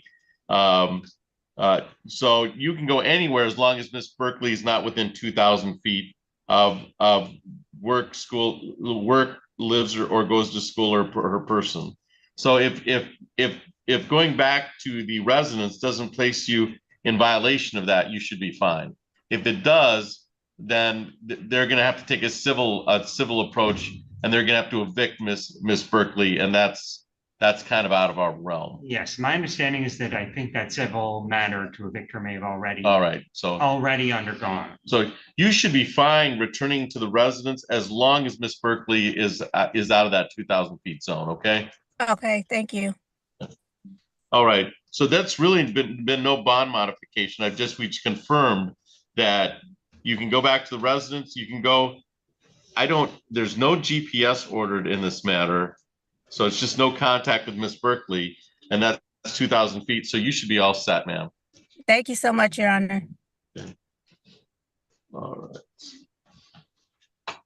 All right. So we set the final pretrial on June 15th at 8:30. So I'll see you here on June 15th at 8:30. Thank you for your appearance today. Okay, thank you. Anderson and Henderson when got connected, and then it looks like Miller and McCoy are both FPAs. Am I free to go? You are. Thank you for your appearance today. Thank you. Okay. Yeah, okay. It's my understanding she's not at that address anymore. But Unlicensed room. On my case. All right. Might be. In the indication of unlicensed room, can you please unmute and identify yourself? And Ms. Harmon, you should be all set. This is for the moniker of unlicensed room. Yeah, Ms. Harmon, you don't need to leave the meeting. You're just checked in, just to confirm. So what's your name, an unlicensed room? Me? Yeah, what's your name? No, not you, Mr. Jewell. Jogger Joe. I'm okay, sorry. Yeah, I've got you, Mr. Jewell. So under the name of unlicensed room, can you indicate your name? You are not on mute. Devin LaPearl.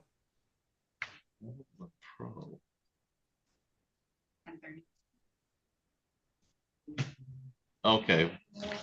I got it. And you've got it? Okay. All right, Mr. LaPearl, you're in the right place. I'm gonna, you might talk to your public defender, but I have you named correctly.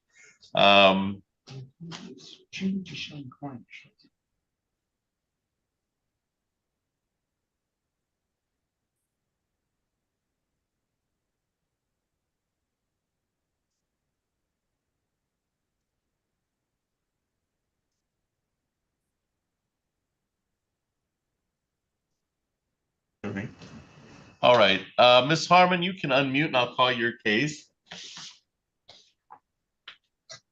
Hello.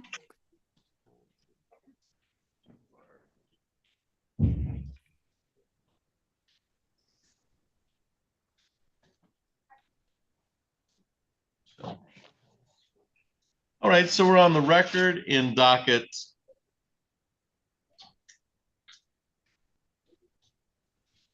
26008887. That is People of the State of Michigan versus Michelle Harmon. Appearances for the record, Ms. Fortuna Gill. Haley Fortuna Gill on behalf of the people. Mr. Harris. Assistant Public Defender James Harris here on behalf of Ms. Harmon, who is appearing via Zoom. Ms. Harmon, if you can please state your first and last name for the record. Michelle Harmon. All right, thank you. This is the time set for a pretrial in the matter. Ms. Fortuna Gill, how are you proceeding? Yes, Your Honor, at this time, the people are in possession of a valid dog license for the dog in question, Blue. Therefore, the people would move to dismiss this file for compliance. The defense has no objection to a dismissal for compliance at this time, Your Honor. I believe this is on a ticket, so there should not be any paperwork needed. So for compliance purposes, this has to do with, is it the dog? Chocolate male lab mix. What's the name of the dog, ma'am? Blue. Blue? Okay. Yes. I didn't know if that was a name that they used or if that was the actual name. It says Blue Chocolate Male Lab Mix, and that's Blue. All right. For purposes, compliance purposes, I will dismiss without prejudice. Anything else for the record in 26008887, Ms. Fortuna Gill? Not for the people. Mr. Harris. Nothing from the defense, Your Honor. All right, Ms. Harmon, you should be all set. This has been dismissed without prejudice for compliance purposes, okay? Okay, thank you so much. You're welcome. Have a good day. You too. And then, I believe we have Miss Embry here, who I would be ready to All go right. on for Mr. Smith while he speaks with another client. all right, let's go on, Miss Embry.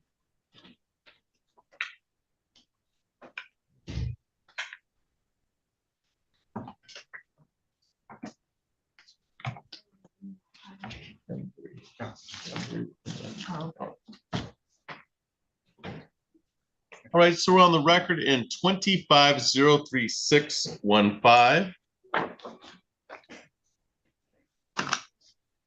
25-03654.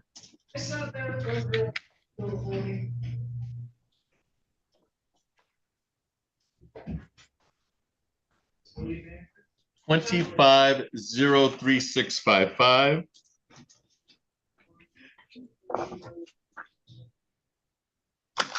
And 25-03656. That is the people of the state of Michigan versus Deandra Embry. Appearances for the record, Ms. Fortuna Gill. Haley Fortuna Gill on behalf of the people. Mr. Harris. Assistant Public Defender James Harris here on behalf of signed counsel Tyler Smith on behalf of Miss Embry, who is standing to my right. Miss Embry, if you could please state your first and last name for the record. Deandra Embry. All right, thank you. This time set for pretrial in the matter. Ms. Fortuna Gill, how are we proceeding? Your Honor, it's my understanding that the dogs in question have since been surrendered. Upon confirmation of that, the people would move to dismiss the cases. So are you going to confirm that, or? I don't necessarily know that there would be any sort of paper trail for that. I suppose I'm asking the court to ask the defendant that information. All right, and so the dog has, Miss Embry is no longer in ownership of the dog. Let me see if I've got the dog right. That is what It's was Rage, indicated to me. Rage and Trinity are the two dogs? Yes. All right.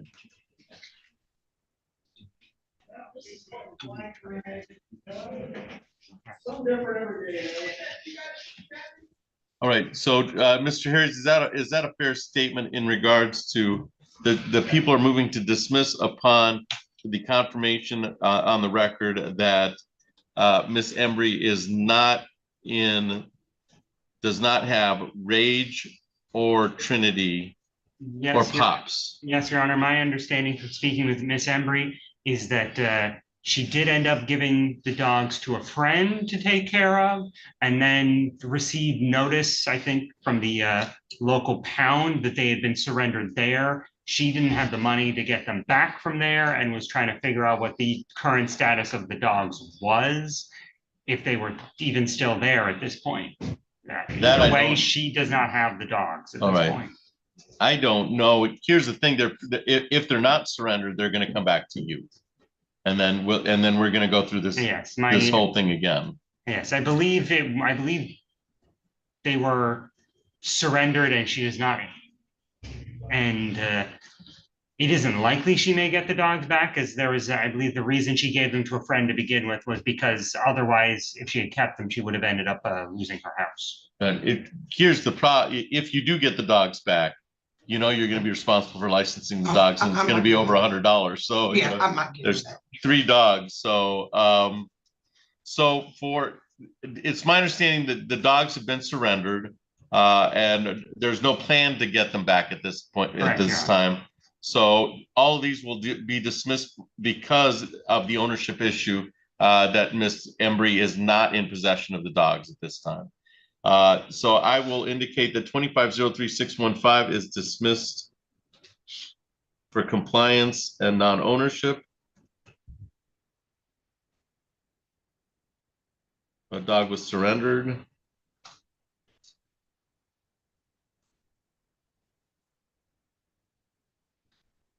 That's so 25-03615 is dismissed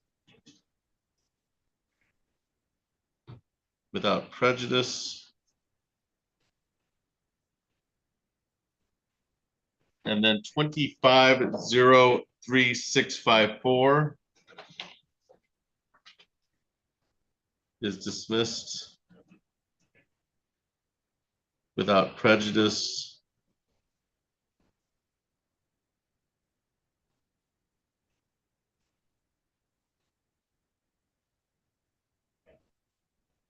All right. And then on 25-03655 is dismissed without prejudice.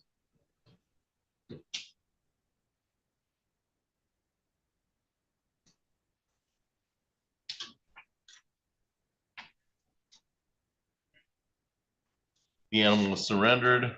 And then on file 25-03656 is dismissed without prejudice for the same reasons. The animal was surrendered. So all four of those files have been dismissed. Anything else for the record on any one of those files that Ms. Fortuna go? Not for the people. Mr. Harris. Nothing from the defense, Your Honor. All right, you should be all set, ma'am. Thank you for your appearance. Just waiting to see if we get Anderson and Henderson for me. Otherwise, I got some FDAs. So it sounds like, and Mr. Tyler's got two in his. I wasn't sure. One had an empty room, but I couldn't tell which one. was which. One of them's got an empty room. Right. All right, just come get me when you're ready. So it sounds like you're waiting on putting. Well, at this point, I have some failures to appear I can handle. Yeah, we can do. It's just waiting for Anderson and Here's Henderson to be LaPearl, connected via Zoom. Yes, I which believe is Mr. Smith. Smith was going to be speaking with LaPearl after speaking with Jewel. Right. I believe Antonio Anderson and Reginald Henderson are both in custody, so I would be waiting to see if they were connected. All right. And then the other two, I have McCoy and Miller, who both seem to be failures to appear. All right, let's do McCoy and Miller.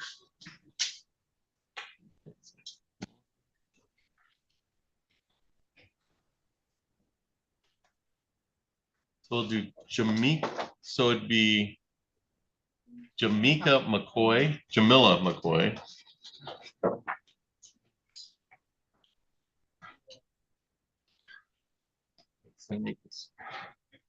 I have three files. Why do I have three files? Because she's also at 10 o'clock. Oh. Which would also be a failure to appear by this Yeah. point. She is at 10 o'clock. I see. All right, so we're on the record in docket 26-00878, 26-00879, and then the 10 o'clock file is 26-01151. That is People of the State of Michigan versus Jamila McCoy.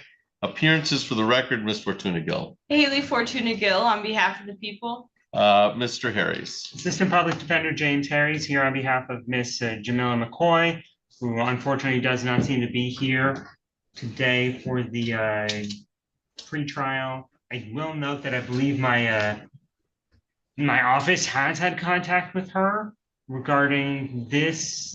I would ask if the court would consider a courtesy reset or at the absolute least a 48-hour hold rather than an immediate bench warrant.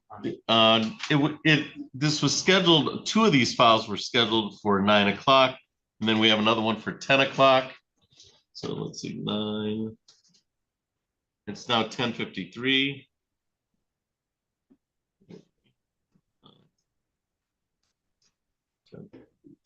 And then one is 10 to 10:53. I do not see a Jamila McCoy in the Zoom courtroom. There's nobody by that name in the physical courtroom. And based on the representations of counsel, it appears that Jamila McCoy has failed to appear. They're all dog license cases. And there's been no, I don't have any previous failure to appear. Ms. Fortuna Gill, how would you like to proceed? Yes, Your Honor, given the circumstances as well as the defense council has had some contact with the defendant, the people would not object to a courtesy reset. The courtesy reset.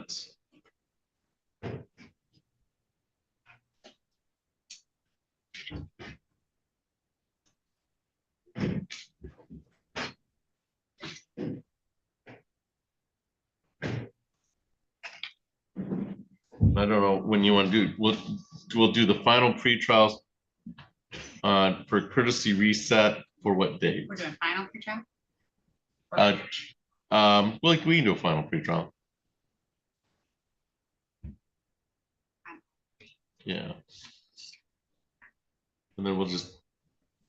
Right.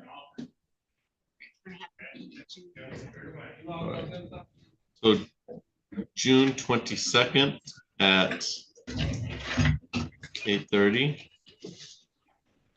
June 22nd at 8:30. And June 22nd at 8:30. So we've set the final pre-trial for June 22nd at 8:30 on 2600-878. June 22nd at 8:30 for 2600-879. And final pre-trial for June 22nd at 8:30 on 2601-151. Anything else for the record on any one of those files, Ms. Fortuna Gill? Not for the people. Mr. Harris? Nothing from the defense, Your Honor. All right. All right, we should be all set on those 3 files. Let's see. That was June.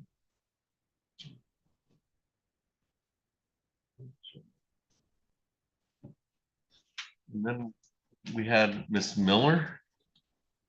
Yes.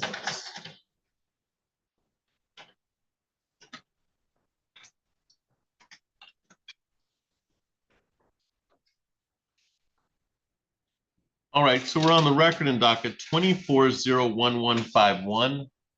That is People of the State of Michigan versus Tonnalee Miller. Appearances for the record, Ms. Fortuna Gill. Haley Fortuna Gill on behalf of the people. Mr. Harris. Assistant Public Defender James Harris here on behalf of Ms. Cornelia Miller, who unfortunately does not seem to be here in person or via Zoom, Your Honor. Unfortunately, I don't have any information to provide regarding the client's failure to appear at this point. I would request if the court would consider a 48-hour hold before potentially issuing an immediate bench warrant. All right, this is the time, this was set for 9:30. It is now 10:57. I don't see Ms. Miller in the Zoom courtroom or physical courtroom. Nobody, based on the representations of counsel, it appears the defendant failed to appear today. I do have a previous bench warrant, April 29th of 2024.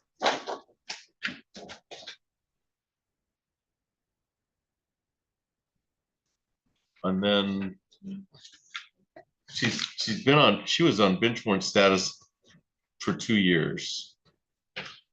And then we set up for pretrial on June 1st at 9:30. So that was, and there was an indication at her arraignment that she doesn't have any memory of this assault and battery. And it is an assault and battery. So Ms. Fortuna Gill, how would you like to proceed? Yes, Your Honor. At this time, the people would be requesting an immediate bench warrant. I think we almost have to do an immediate bench warrant with a prior bench warrant failure, and we lost track of it for 2 years. So I would leave that up to the court's discretion, Your Honor. All right, so a bench warrant is issued for the fail to appear at pretrial. And that's all for the record in 24-01151. So Ms. Miller's all set.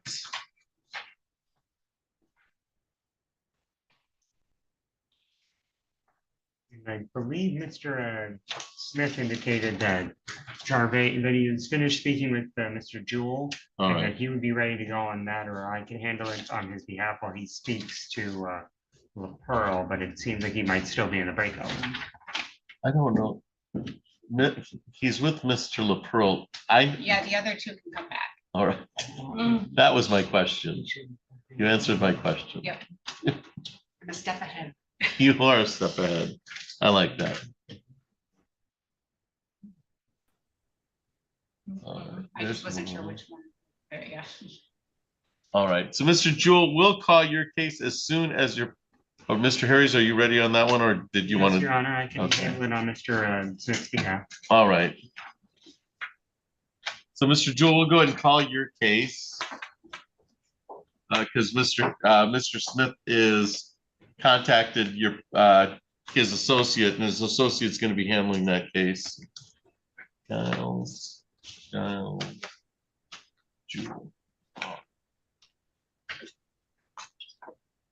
All right, so we're on the record in docket 26-00570.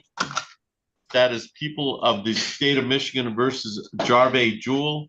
Appearances for the record, Ms. Fortuna Gill. Haley Fortuna Gill on behalf of the people. Mr. Harris. Assistant Public Defender James Harris here standing in for assigned counsel Tyler Smith, who is currently speaking with another client on behalf of Mr. Jarve Jewell, who joins via Polycom from the Union County Jail. Mr. Jewell, if you could please state your first and last name for the record.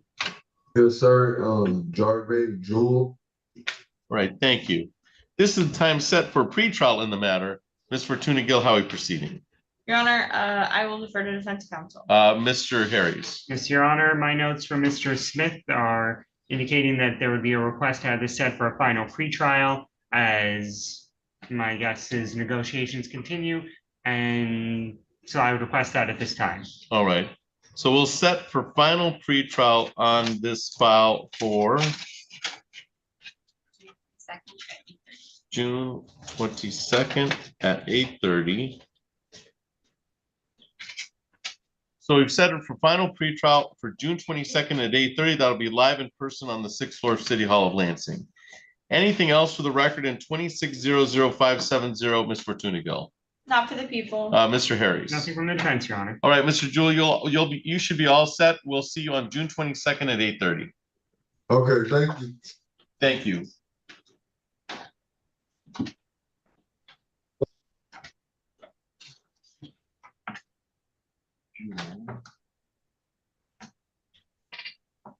Looks like Mr. Smith is done with La Pearl.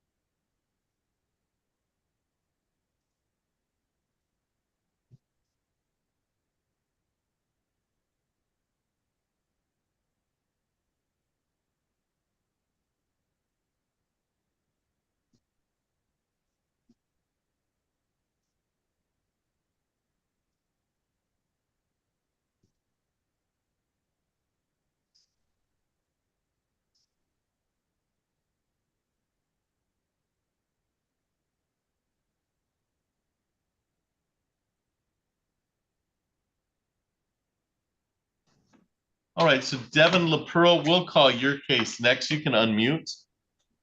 All right, thank you. So we're on the record in docket 26-01349. That is people of the state of Michigan versus Devin LaPearl. Appearances for the record, Ms. Fortuna Gill. Haley Fortuna Gill on behalf of the people. Mr. Smith. Tyler A. Smith from the Office of the Public Defender here in Ingham County. I do appear on behalf of Mr. LaPearl, who's appearing separately via Zoom today. And sir, you are Devin LaPearl, is that correct? Yes, Your Honor. All right, you can hear me all right, Mr. LaPearl? Yes, Your Honor. All right, thank you. This is the time set for a pretrial in the matter. Ms. Fortuna Gill, how are we proceeding? Yes, Your Honor. At this time, we are requesting a final pretrial. Correct, John. All right. So we'll set for final pretrial. Mr. Smith has indicated that's a fair statement for June 22nd. June 22nd at 8:30. And Mr. LaPearl, that'll be live in person on the sixth floor City Hall of Lansing on June 22nd at 8:30 for final pretrial. Anything else for the record in 26-01349, Ms. Fortuna Gill? Not for the people. Mr. Smith? Nothing today, Your Honor. Thank you. All right, Mr. LaPearl, we'll see you on June 22nd at 8:30. You should be all set. Okay, thank you. You're welcome.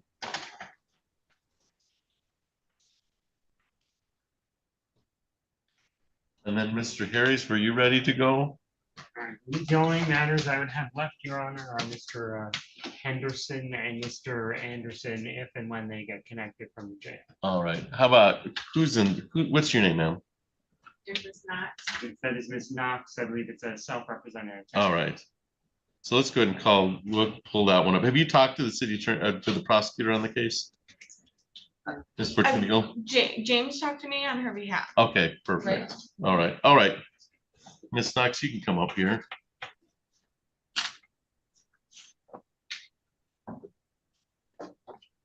All right, so we're on the record in 26-00297. That is People of the State of Michigan versus Empress Knox. Appearances for the record, Ms. Fortuna Gill. Haley Fortuna Gill on behalf of the people. And ma'am, you are Empress Knox, is that correct? Yes. All right, thank you. This time set for pretrial in the matter. Ms. Fortuna Gill, how are we proceeding? Yes, Your Honor, the people have obtained or have seen a copy of a valid license for the dog Princess and have moved for dismissal on this case for compliance purposes. All right, and so the people, for compliance purposes, the case is dismissed. This involves a ticket for Princess, is that correct? Yes. All right, all right. So it's for compliance purposes, the case is dismissed. Anything else for the record in 26-00297, Ms. Fortuna Gill? Not for the people. Ms. Knox, you should be all set. Thank you for your appearance today. Thank you. You too.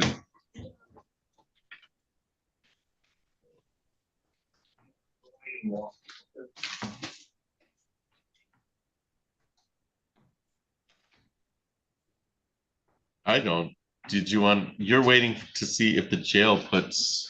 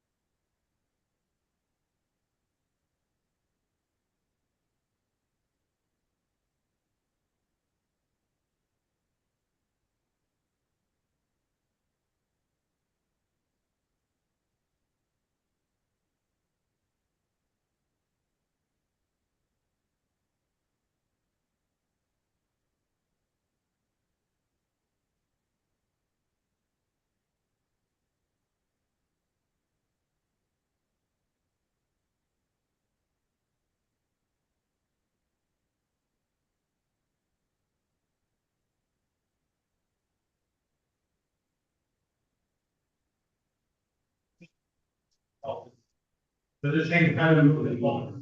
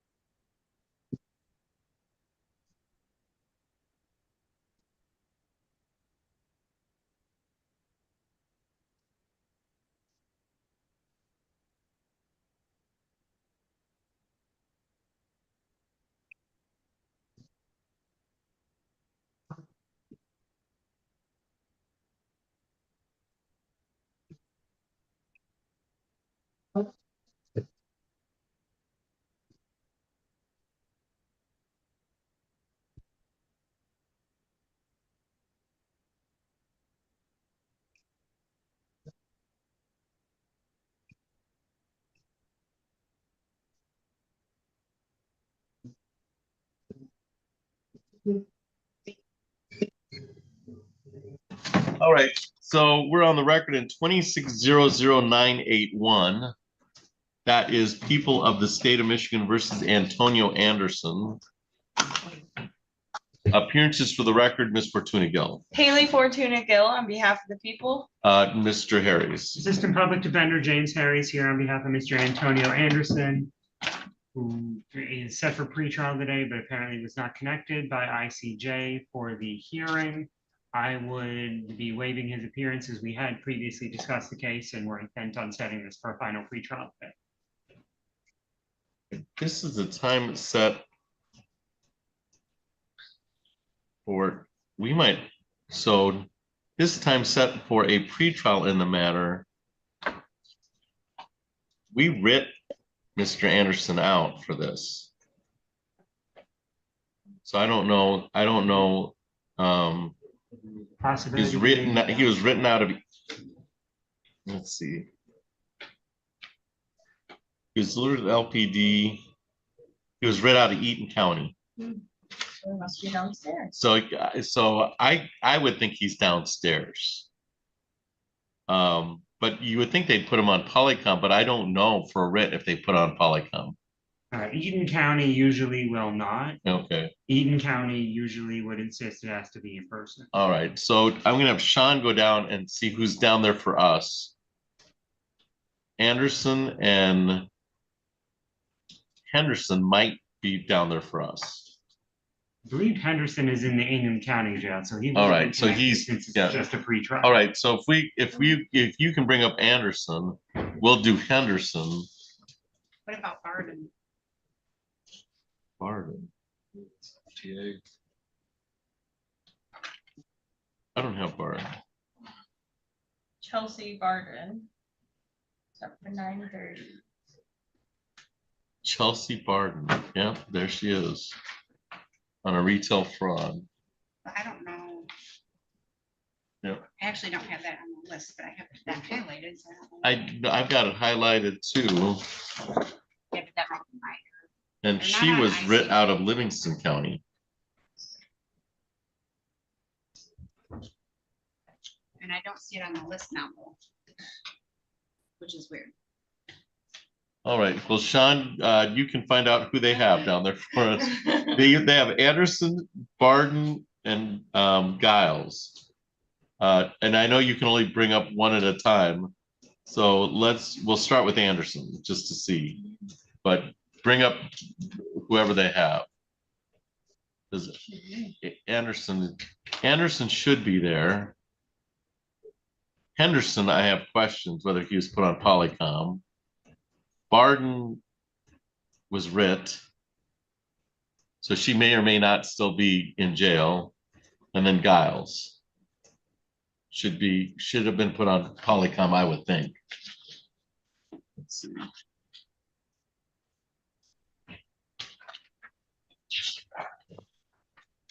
Yeah, because there's no writ for Giles. But we're looking for Anderson. Looking for Antonio Anderson Yeah, Antonio Anderson. or Patricia Giles. What's that? Or Chelsea Barden. Yeah, The other it's- writ. Anderson should, you will see if he, What case Chelsea Barden? I didn't see her on this. 25-00069 at 9:30. I have her on mine. She's the first one. We never had. Okay, I don't see that on the in custody list though.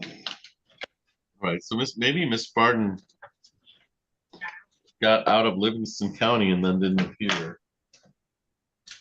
We had DFTA bench warrant with a 48-hour hold, and then we rid her out of Livingston County.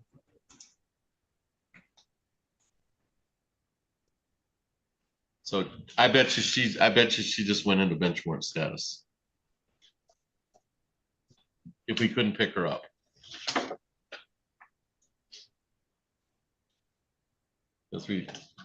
That would be my guess on Barton.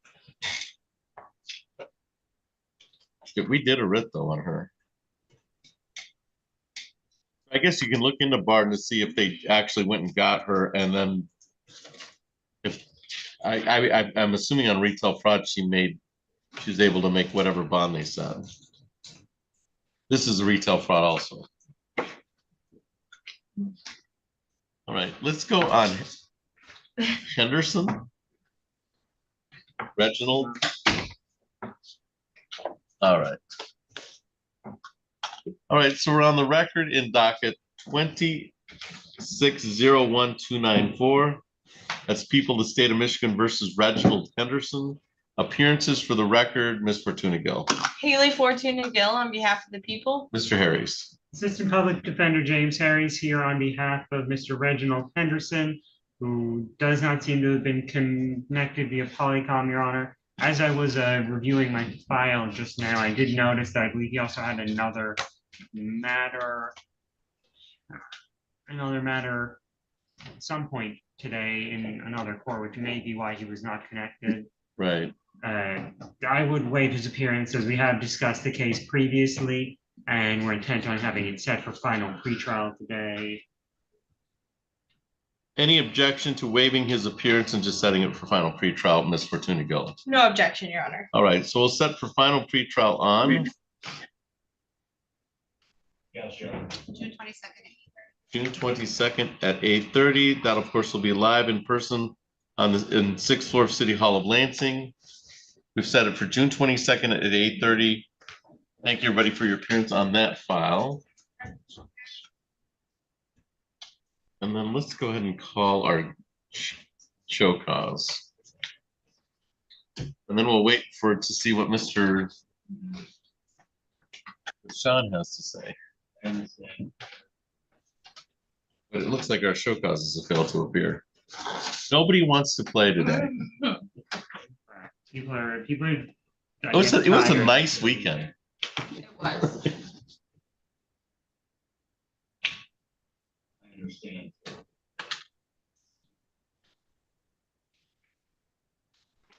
Finally shows that Chelsea Barden is still in custody. In Livingston? Mhm.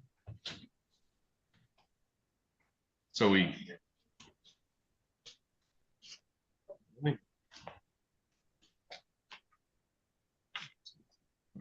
Yes, John. We did the writ. It's like nobody acted on the writ. Here's the writ. I signed the writ as of May 12th. So, Definitely says custody. okay.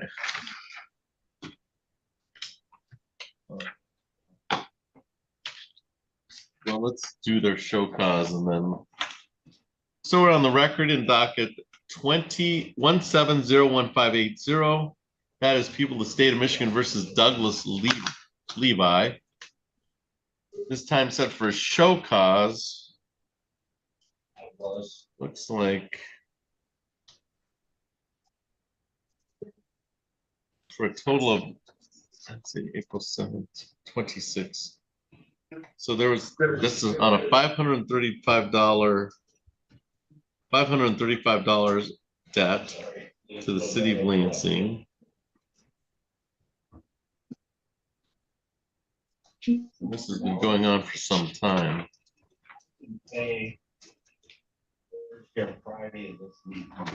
Looks like a Judge Buchanan case.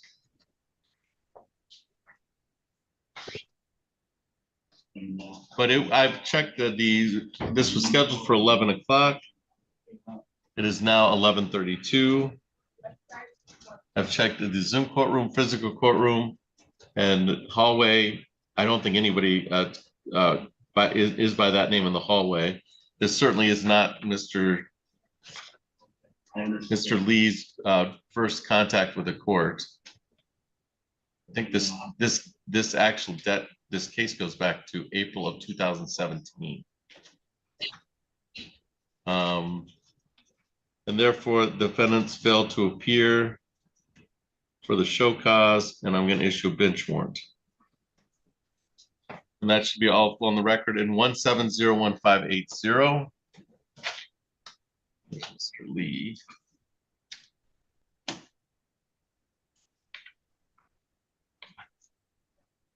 All right, so we'll wait on Anderson, Barden, and Giles. So let me know when you're ready, Miss Fortuna Gill. Will do. Thank We're you. just waiting for some information. We might reset. If Barden was not brought over, we'll just reset her. Chelsea. I think that Giles was in ICJ. Yeah, Giles. She wouldn't be brought over. Yeah. So we might be able to. She might be brought over. Well, she was on the list for Polycom. Yeah.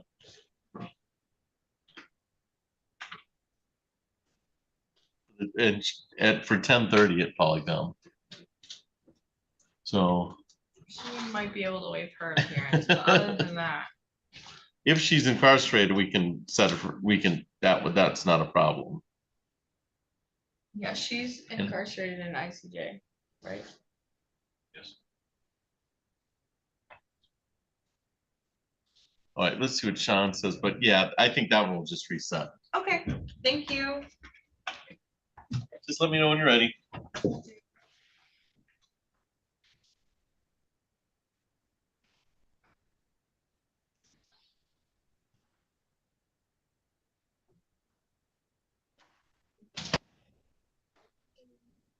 It's a really easy afternoon.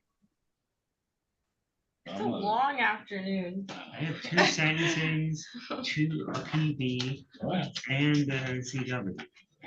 And then PT. Couple things.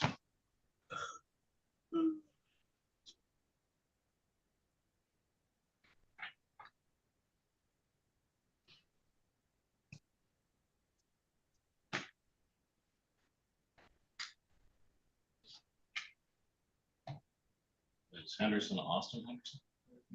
Reginald Henderson. Yeah, I got 2 PVs, a sentencing and.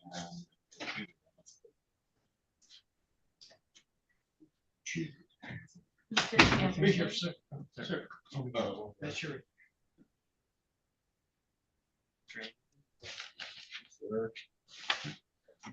Did we get word if we have anybody else downstairs? I do have one other person down there. Okay. What's the name? Is it Giles or Barden? Yes, Chelsea Barton. Okay. Tricia Giles is not down. Perfect. Thank you. I guess we're ready. Okay, I will go tell Judge I will get them on that. Separate final pretrial. Yeah.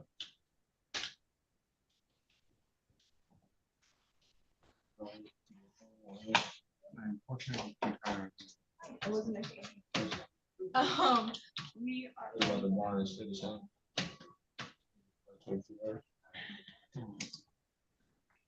request. Let's see.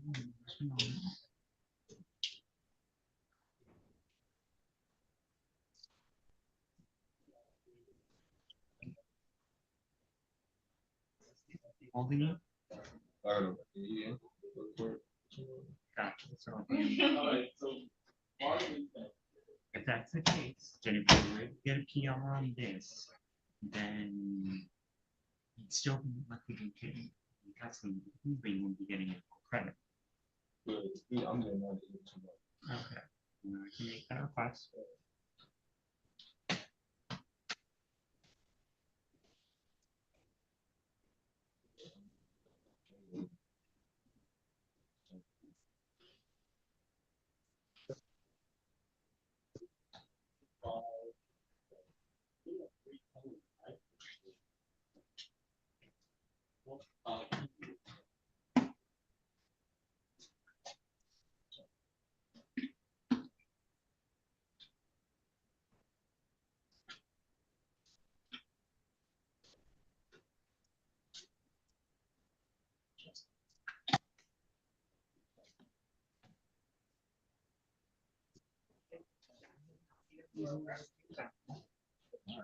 So that's one, because that one time I got. All right.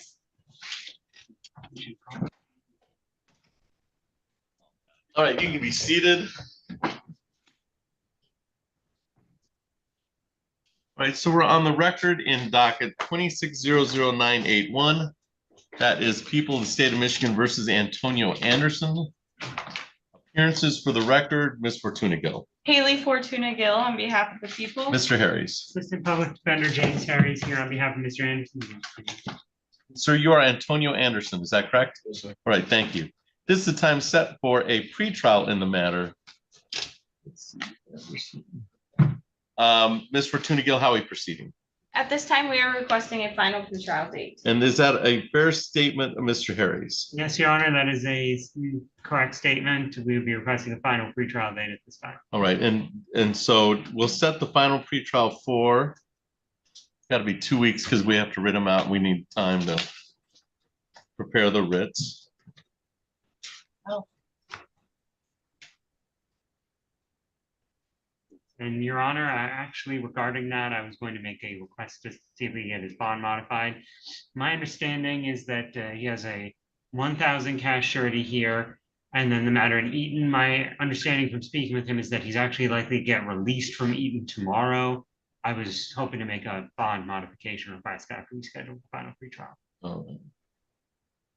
All right, so we'll set the final pretrial for June 15th at 8:30. June 15th at 8:30. And then modification of bond, Mr. Harris, I have $1,000 cash surety. Was set those. That's my run. DFTA, D's in the county, bonded $1,000 cash Yeah, I surety. believe the bond was set to 1,000 cash surety so he could accrue credit while he was in Eaton County. Okay. My understanding from Mr. Anderson is that he is going to likely to be getting out of Eaton County tomorrow, and he was requesting that this could be changed so that he wouldn't be held here once the Eaton County matter is done. Right, and let me see the initial.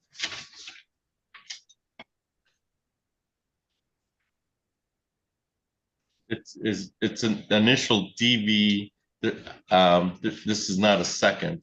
Ms. Fortuna Gill, anything from the people concerning bond modification? No, Your Honor, the people have no position. I'm going to reset bond. There was a bond recommendation set by the people.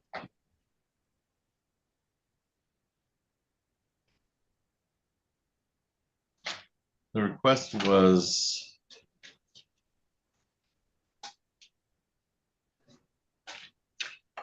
So they did order a GPS on this. So Mr.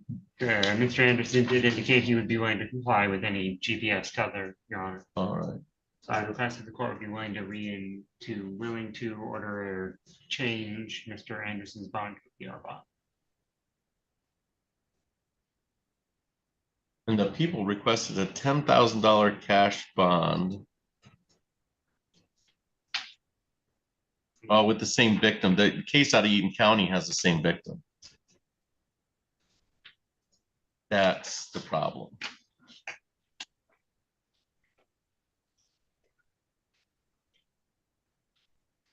So set by so the $1,000 cash surety was set by Judge Buchanan. And there's a GPS end zone notification. 1,000 cash surety.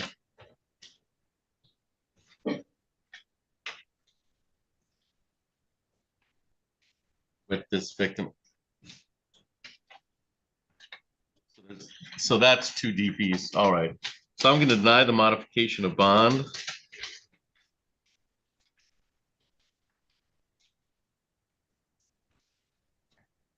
And it'll be, so it remains at 1,000 cash surety. And then we'll set for final pretrial on June 16th at 8:30.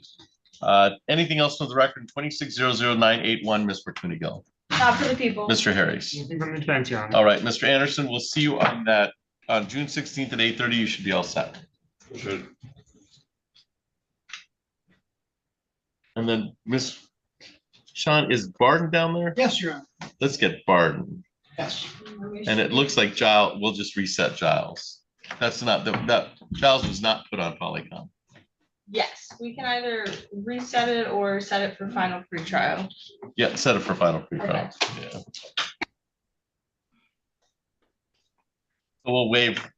So we'll waive her appearance. We know where she is now. Yes. We don't have her in front of us. And is that Mr. Smith?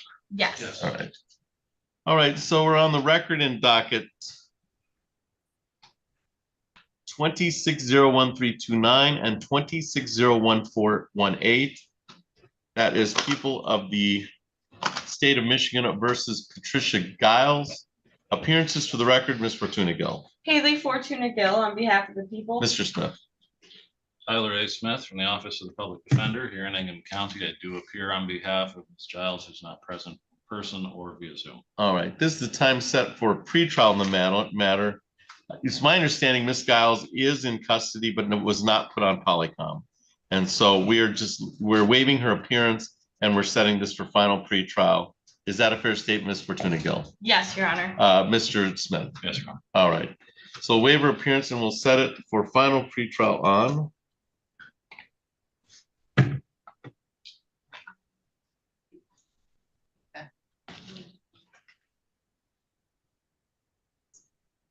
June 22nd. June 22nd at 8:30.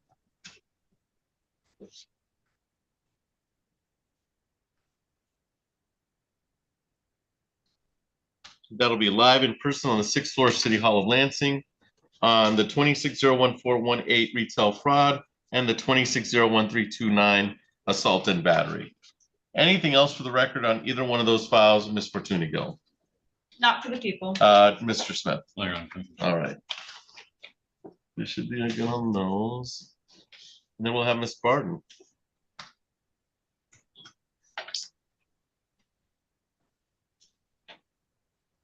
And then what do we have this afternoon? It looks like a bunch of, we got an arraignment, a little bit of everything, 2 sentences. A lot of variety. 2, 3 sentences.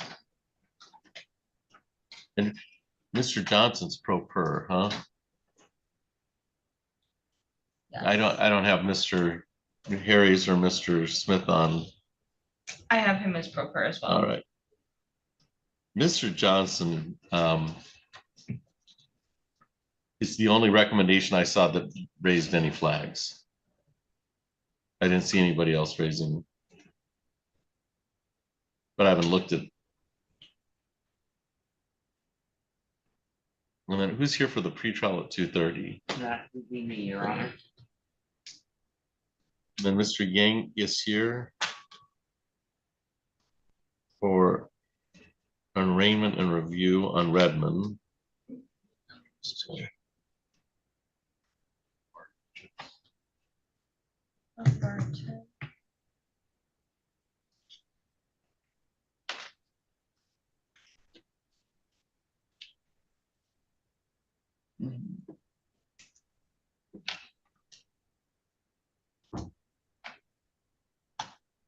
So yeah, so the public defender's office has to replace Palmer, Milks.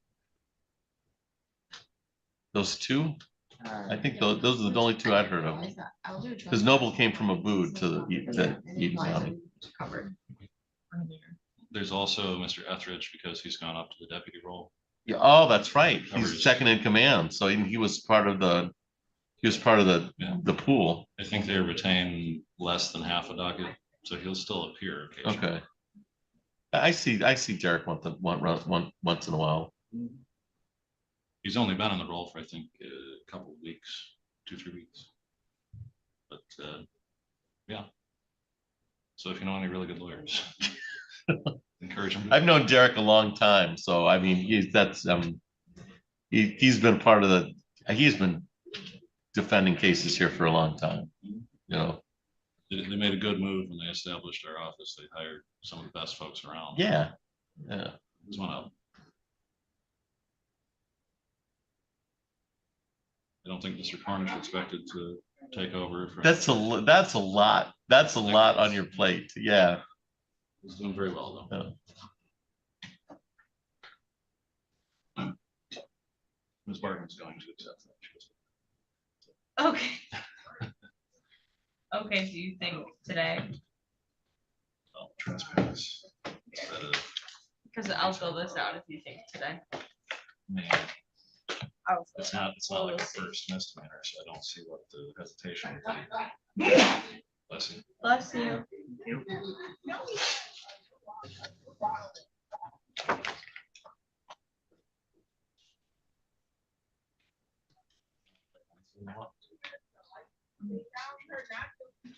Sure.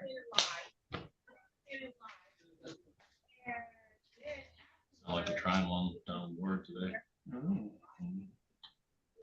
You're in charge? I just know there's co-defendants and this and that. And blah, blah, blah. I got Is tried it- for 2 words. Is it Yara? Triangle's got one of them, and then I don't know if Yara's on this one. But when we get the juice later.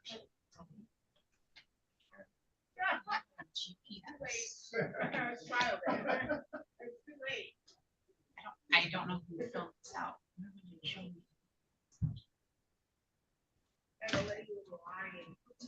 Violation of the GPS. No, for an install. Okay, so it says we received the attached order from Needham County Jail for GPS install. Can you please advise what action needs to be taken by JSG monitoring tether placement? Our office files for orders exactly as written. However, the wording of these recent orders has created uncertainty regarding how they should be implemented. The phrase whichever is preferred is unclear. That they told me to say that. But I'll look at the email, but that's their language. But depending on who you get, they don't use that language. I guess. Because I copied right from. I don't know who wrote this in. I don't remember doing it. No, I bet you it's a weekend arraignment. And it's one I wrote in, and Well, it doesn't matter to me, right? oh, that's not my writing. No, because I can read it. Because you can read that writing. yeah. Exactly. Whichever is preferred. Who's the person? Oh, wait. Where did I just? Oh, no, that's the, it's. It says it was done on May 20th. Like when I was on call. Oh, was that the Was that one of those? arraignments? I don't know who writes that. I'll tell them exactly what to put. I'm trying to remember if that was, And tell them to save the email. I'll take it, just forward that to me, but I'm sure I got that.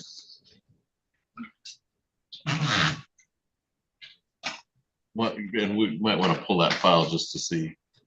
So I match up what I did, but if it's domestic, then And I usually generally just order GPS for the rest.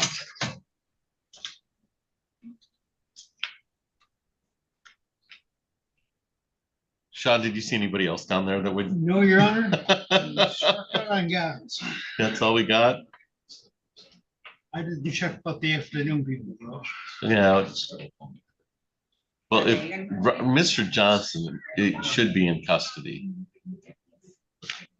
I think that's the only way we get him here. All right.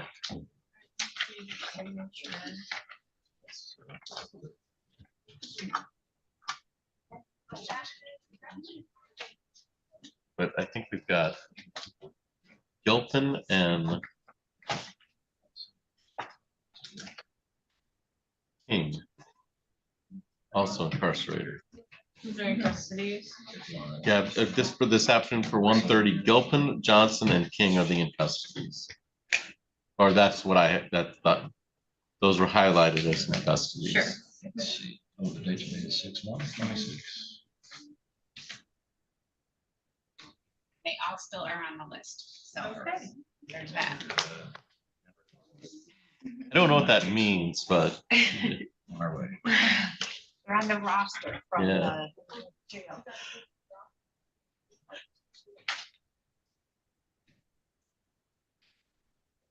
Hey, do we have somebody in jail post? Am I seeing things? oh, we do. Ma'am, what is your name? I'm from the County. Are you Miss Giles? Oh, I think that's probably for another. That's from another judge, I bet. Yeah, it doesn't look like. All right.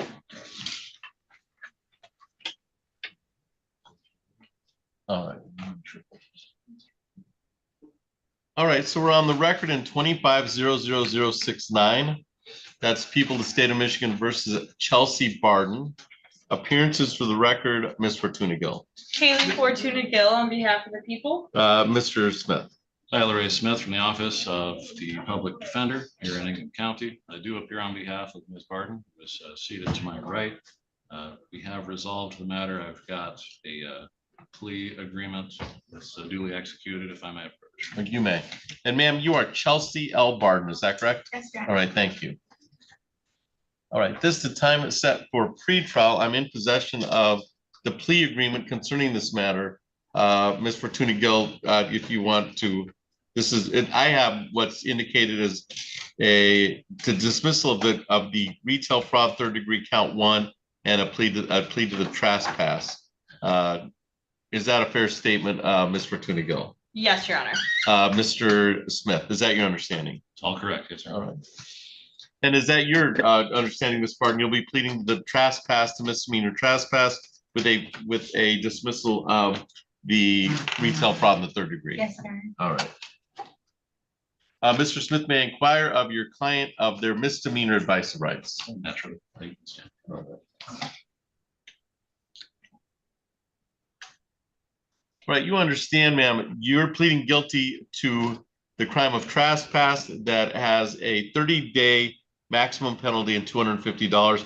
And we're dismissing the retail fraud in the 3rd degree. I believe that's a 90-day. Yes, sir. Okay. You have the following jury trial rights in this matter. I'm going to walk you through those rights. You have the right to be tried by a jury, to be presumed innocent until proven guilty, have the prosecutor prove beyond reasonable doubt that you are guilty, to have witnesses against you appear at trial, to question any witnesses that are brought against you.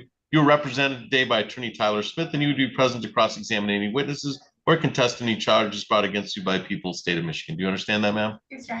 You have the right to have the court ordering witnesses appear in your defense, to remain silent during the trial, not to have that silence used against you, and to testify at trial if you choose to testify. If your plea is accepted, you'll give the claim the plea was a result of any promises other than what we've already placed on the record, or threats that it was not your choice to plead guilty. You'd also be giving up the right to appeal anything, since you won't be having a trial, so you won't be appealing anything from trial. Is it still your wish today to plead guilty to the count 2 trespass and dismissal in exchange for the dismissal of count 1, the retail fraud? Yes, sir. All right. I'm going to raise your right hand as best you can. Do you solemnly swear affirm tell the truth, the whole truth, and nothing but the truth under penalty of perjury? I do, Your Honor. All right. All right, I'm gonna bring your attention, ma'am, back to. That is an infectious laugh.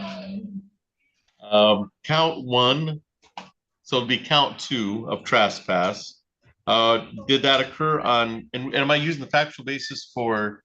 We would consent to factual basis for original charge. Okay. All right, so were you at the Meyer store? And this is all for the trespass. We're just using the factual basis for count one. Were you at 6200 South Pennsylvania Avenue on September 27th, 2024? Were you at that location? Yes, Your Honor. And was the Meyer open to the general public? Yes, Your Honor. And did you take items belonging to Meyer for a price less than $200? All right. And you knew that you knew that it wasn't an accident. You did it on purpose. Correct. All right. All right. Anything towards a factual basis, Ms. Fortuna Gill? No, Your Honor, the people are satisfied. Mr. Smith. For our purposes here, we're satisfied, Your Honor. All right. What request to immediate sentence? All right. Any objection to immediate sentencing, Ms. Fortuna Gill? No objection.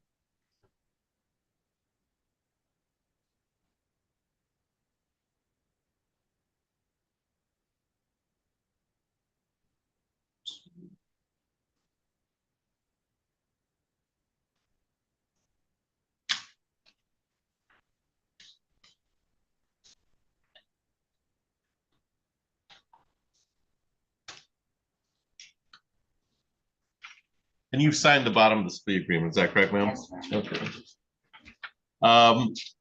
Immediate sentencing without objection. We'll go to immediate sentencing. I'll go to Ms. Fortuna Gill and then Mr. Smith and Ms. Barden. Ms. Fortuna Gill. Yes, Your Honor, there is no restitution on this case. It's my understanding that all the property was recovered, so the people are not requesting any sort of restitution.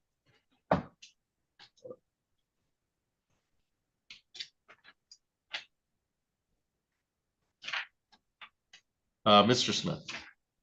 Yes, Your Honor, it's my understanding Ms. Barden has served either today or in the near future will reach 30 days of custody within the county, that being the maximum for be charged with trespass.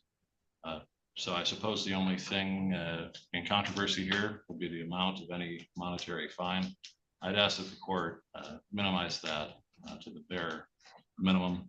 Ms. Barden is certainly not wealthy, even at the time before she came into custody of Ingham County, certainly was not financial means, and being in jail for this period of time has not improved that. I would respectfully request the bare minimum of fine. Does Ms. Barden have an out date in the county?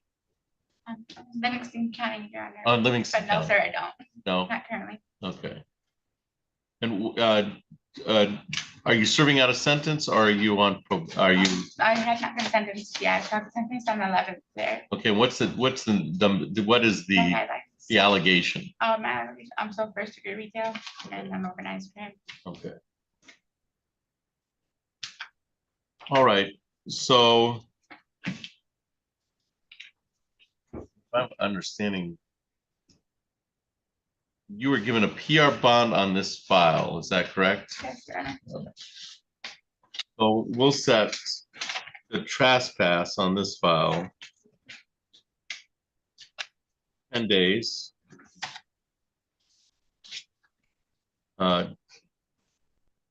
The no probation.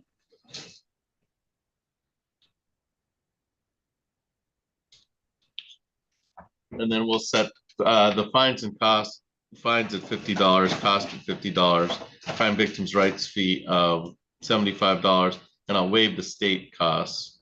So it'll be $175 to the city of Lansing. And that'll probably be, since you don't have an out date, I'm just gonna write in the file, you're incarcerated and you'll make those payments when you're able to get out. Thank you, Your Honor.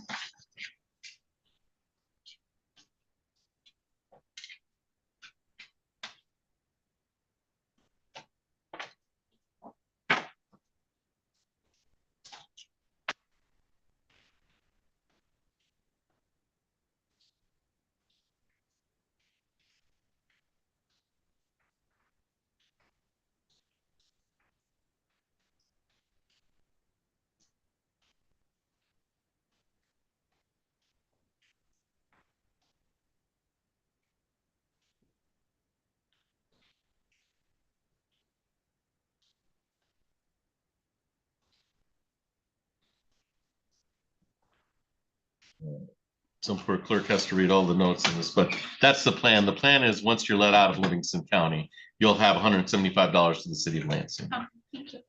Anything else for the record in 25-00069, Ms. Fortuna Gill? Not for the people. Mr. Smith? No, Your Honor, thank you. All right, you should be all set, Ms. Barden. Thank you for your appearance today. Thank you, Your Honor. Good luck. They took away whoever was joining us from the jail, so that was not ours. I will see everybody this afternoon, huh? Yeah, it looks like it's all criminal stuff this afternoon. Yes. As far as I can tell. 2 arraignments, 4 sentences. Oh, there's another PV arraignment there for Mr. A lot of variety this afternoon. Yeah, a variety of. Criminal stuff. You've seen my civil stuff, so I don't know what's more interesting. They're both kind of not interesting. The way I used to explain it to interns was that civil is this much of the scope of legal proceedings, and then criminal is this much, but this much is way more interesting. It is. Talking about somebody's Very. liberty is a much different thing than talking about how much they owe a credit card Right. company. Yes. So, Yeah, so many times. You're fine.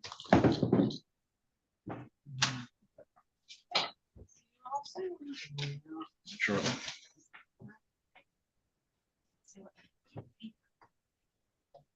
I don't think we've been busy enough.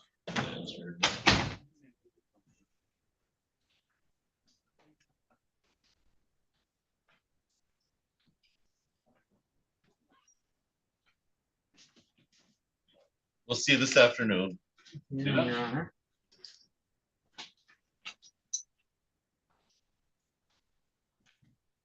Well, shoot, he's got a system. I better not mess up his system. He's got like different piles and I don't want to mess that up. Take some of these just because I have too many.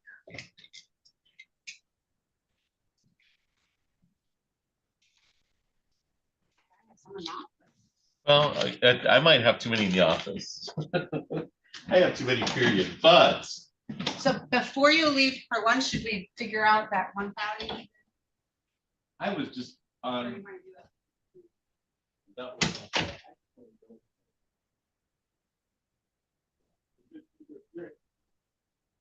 We can get that, because I know, I do expect. Oh, I do expect.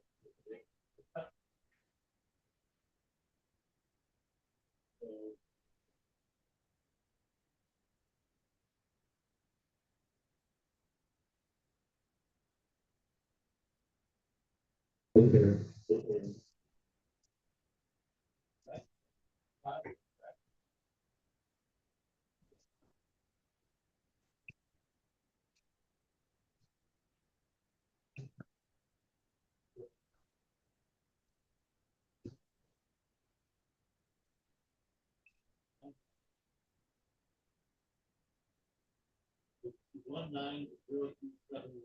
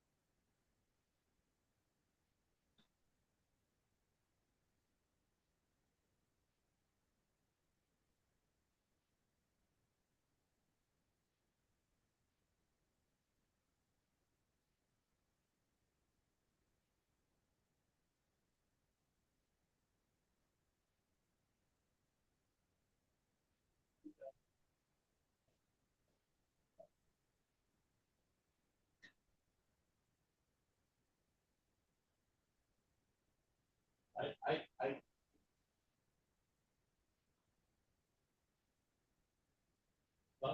Five days, yeah.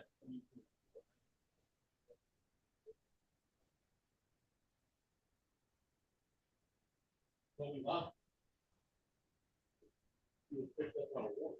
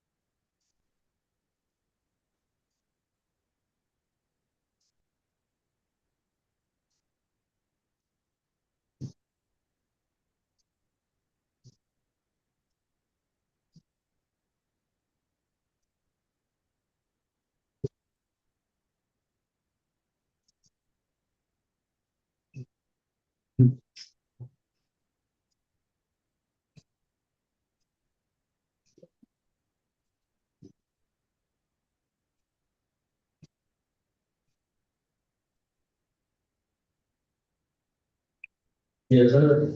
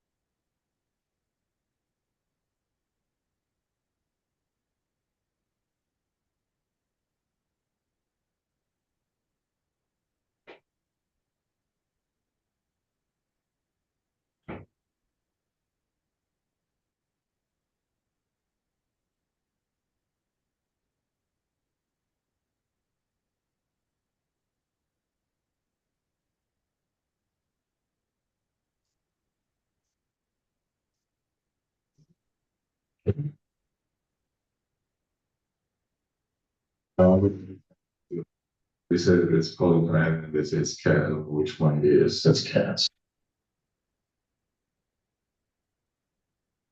Yeah, it's like.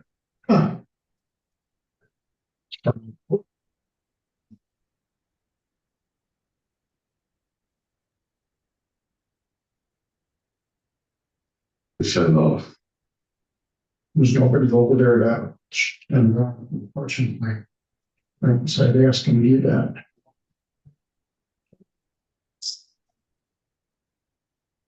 It's why. So did you get to read that? Yeah. Was it good? That was good. Okay. I'm giving you a choice.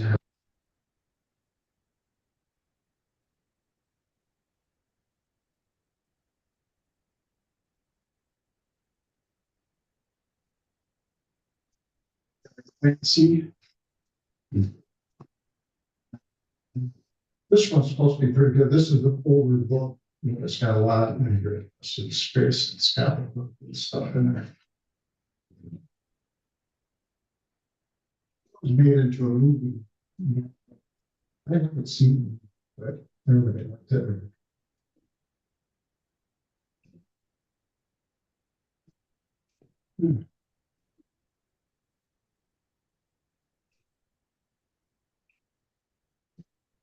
Yeah, get you on. I'm still into.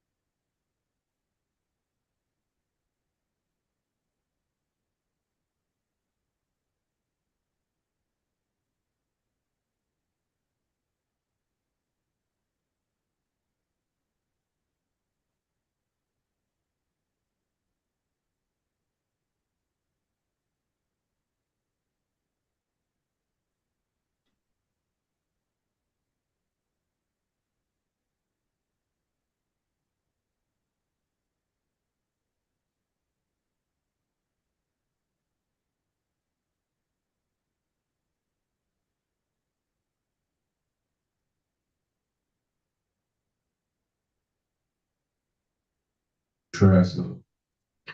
So is that the one that you're taking right now? I'm taking the side presser right now. Okay, that's a bigger. I found sure that, so what was it? Yeah, you stopped and told me what we're doing. Yeah. What kind of side effects would you have? The nurse said it's a panic attack, but I just feel like. Oh, did you really? Yeah, like my ear just getting deranged. Okay. You said it was ringing? Ringing, yeah, I just lost my hearing. Okay.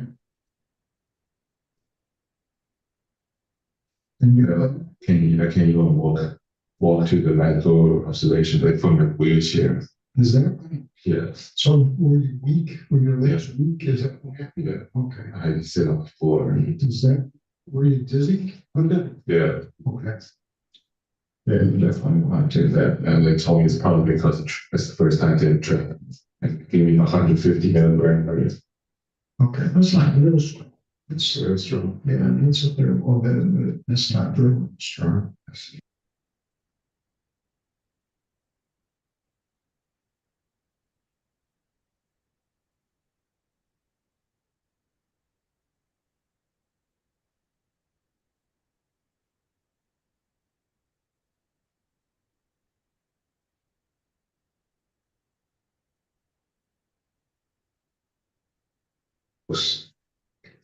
Yeah, I can only.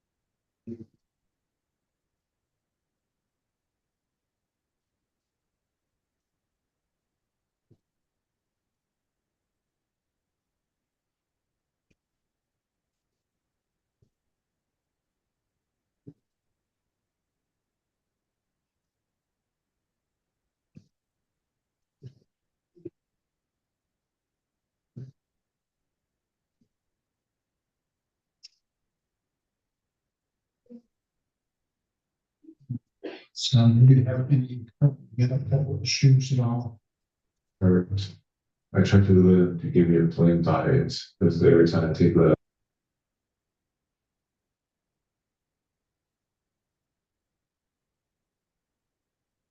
there's a guy that stuff. Okay.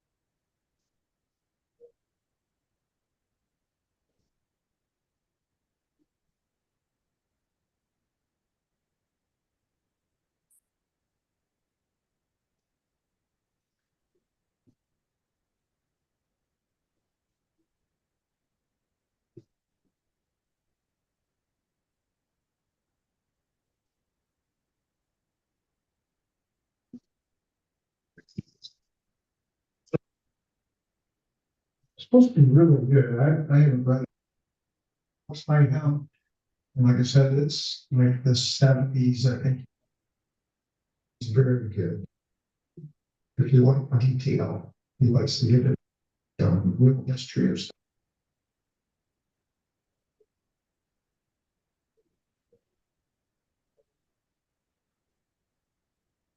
He used to make TV series with his books.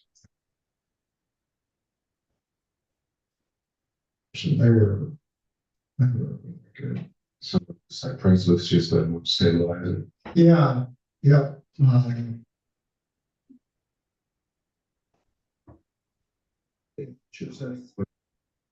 Sometimes is it reduced?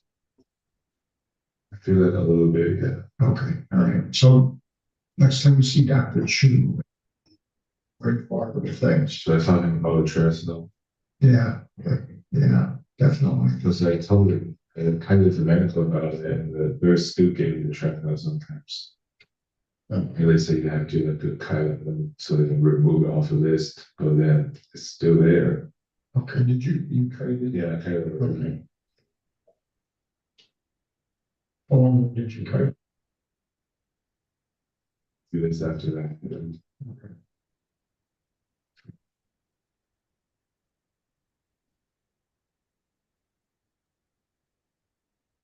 They're still bringing it. Well, Tresville, we're still bringing. So unless the nurse knows me, Okay.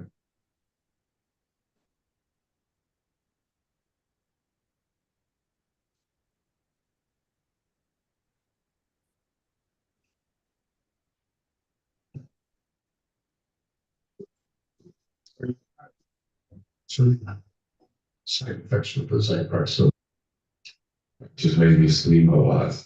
Yeah, it's yeah.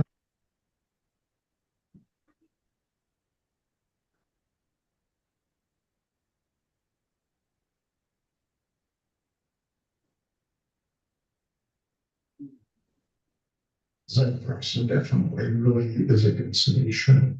So are you getting more?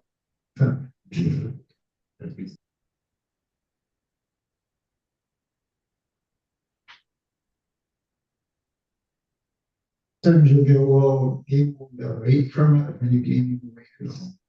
Where's well, that's bad.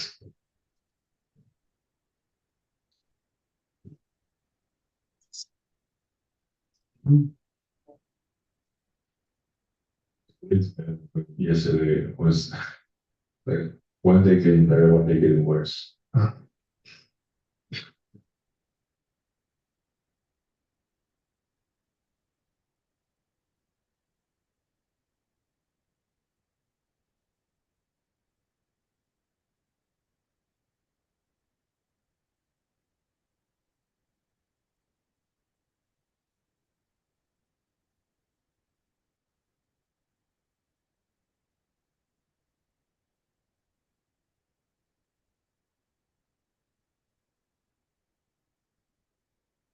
Learn to practice stress reduction. We'll keep that for a goal.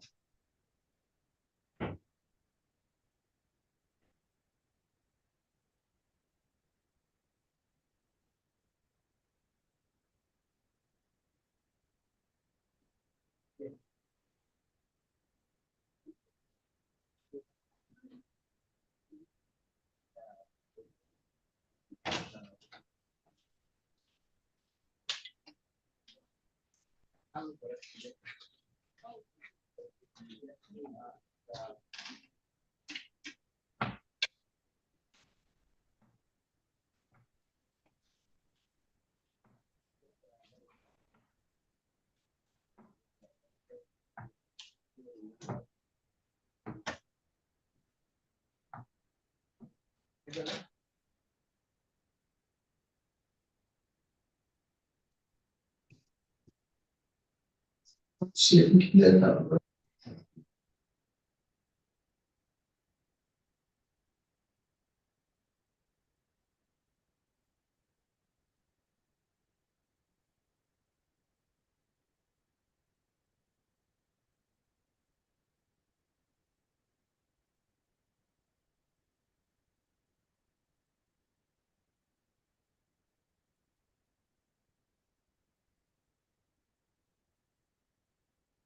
Back first, so get back to practice the job.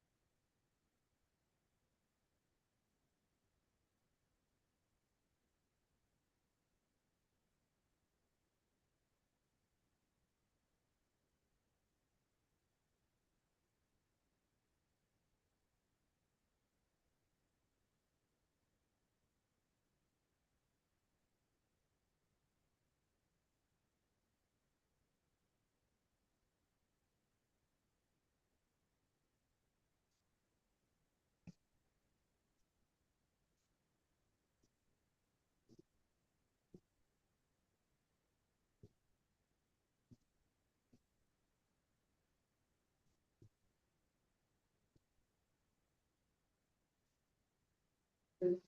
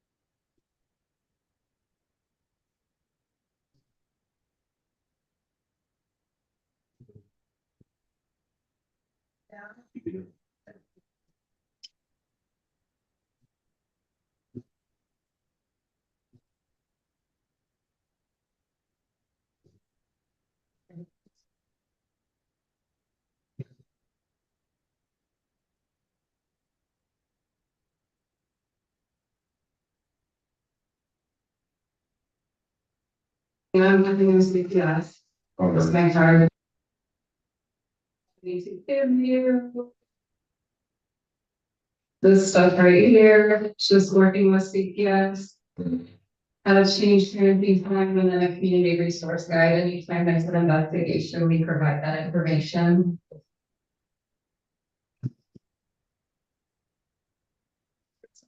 You some things. About interaction with.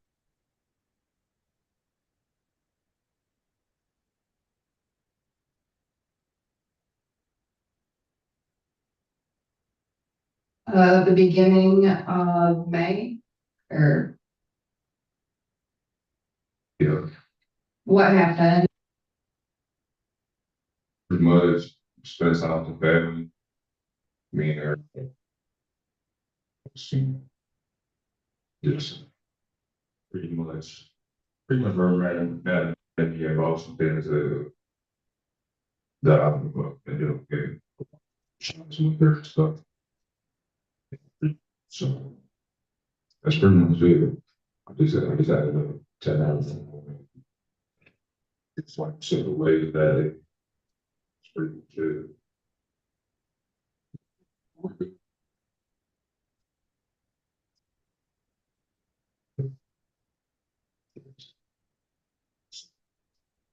That's pretty much it. Just a little disagreement. How did she?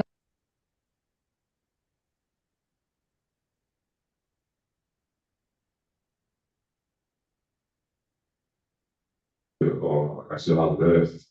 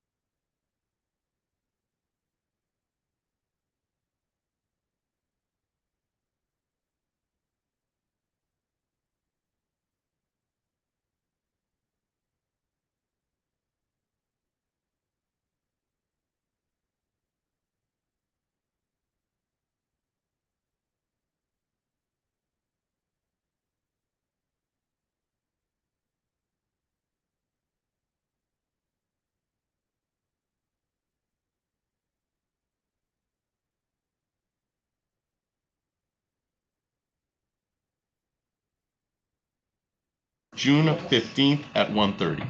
Ms. Fortuna Gill. Not for the people. Mr. Yang. Nothing from the defense, Your Honor. All right, Mr. Redmond, I'll see you on June 15th at 1:30. Thank you for your appearance today. Thank you, Your Honor.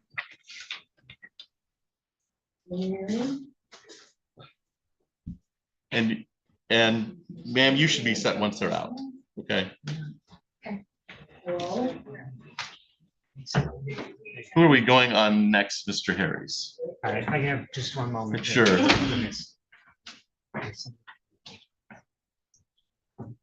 Yes.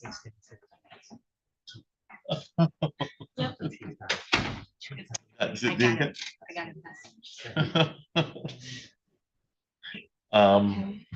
It's an open courtroom. They can. Said you want jail time to be served.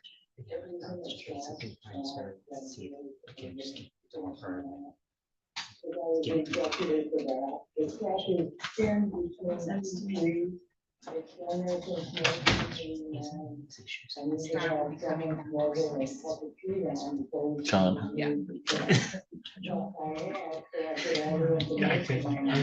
don't like to see. Yeah, I sent. Yeah. Yeah. I understand. Right. What do you want is gonna happen regardless of. I don't know.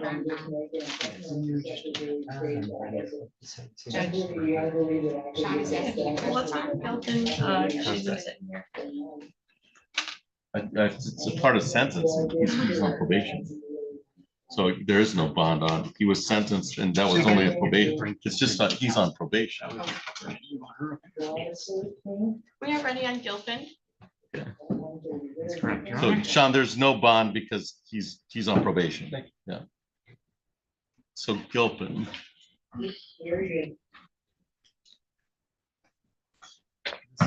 Cheyenne Gilpin.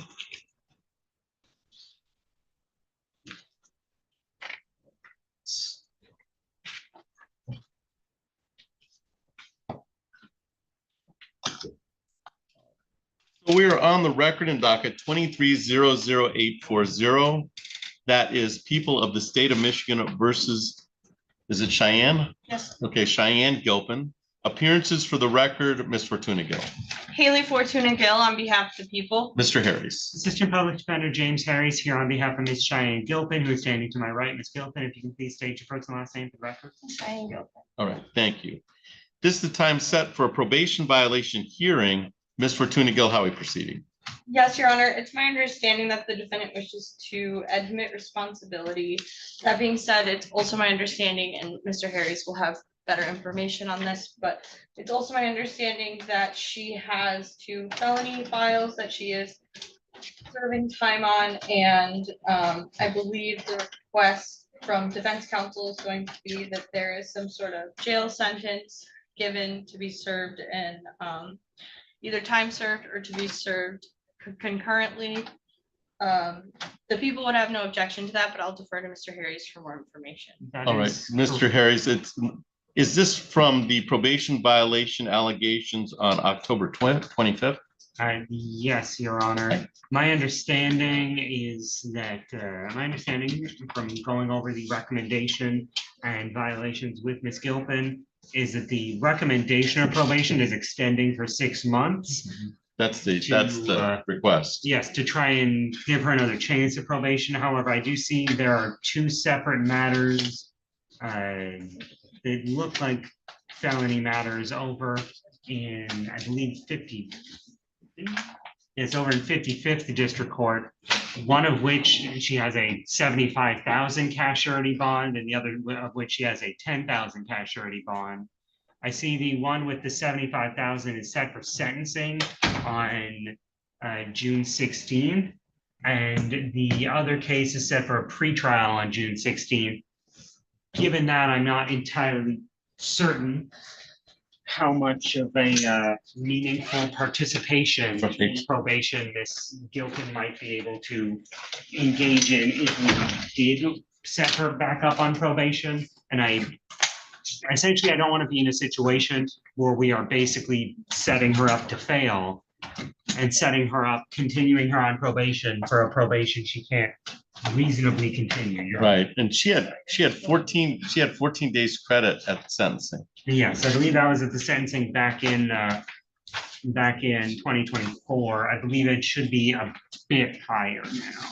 Do you, what is her, yeah, that was at the sentence. Yes, I believe she was picked up and arraigned near the start of May, so it should be. Yeah, she indicated she was picked up on the 6th of May and has been in custody since then. So I believe that should be another 25, Yeah, 26 days, probably around 39 to 40 total. Okay. To be roughly half the, I believe it should be half the original sentence. Yeah, the original sentence was the original charge was a retail fraud third, which would only be a max of 93 days. 93 days. All right. Essentially my request, Your Honor, is that rather than, I have discussed this with Ms. Gilpin, is that rather than continuing her on a probation she can't meaningfully participate in or actually complete, I would ask if the court would consider terminating probation and essentially giving her a sentence of time served with any fines of costs referred to collections. I do understand that this would likely mean she wouldn't be able to keep the special status on the case file. However,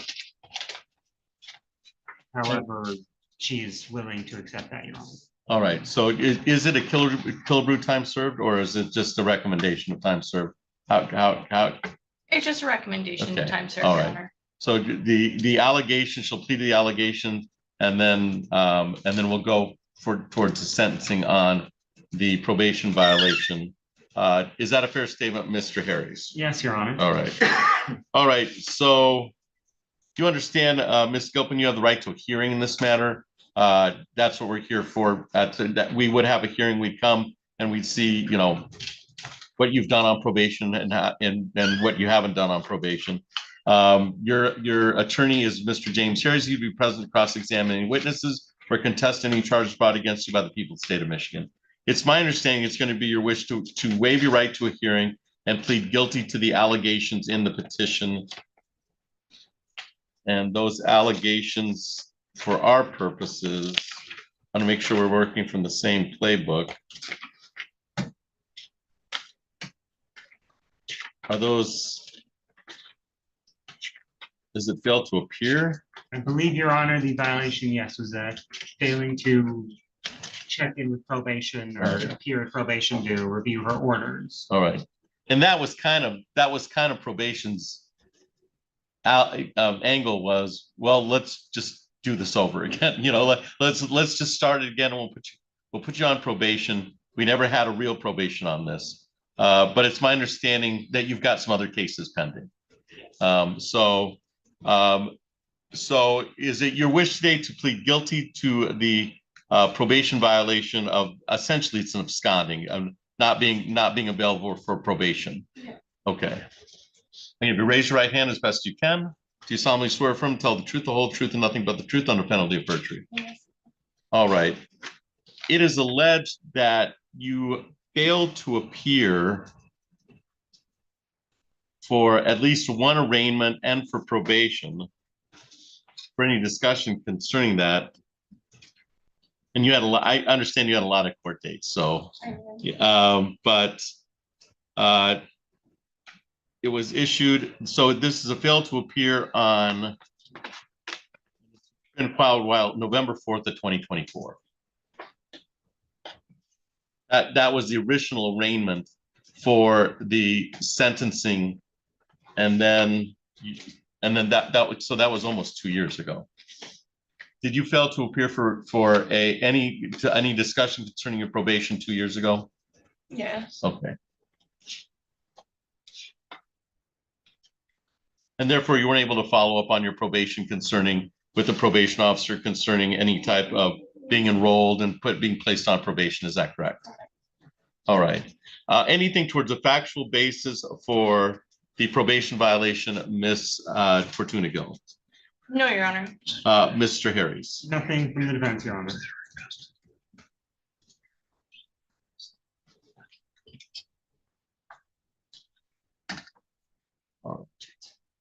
And then allocution, on allocution, we'll go directly to sentencing. Allocution, Ms. Fortuna Gill, the recommendation is time served. Yes, Your Honor, the people would recommend that, that Your Honor sentence the defendant to time served.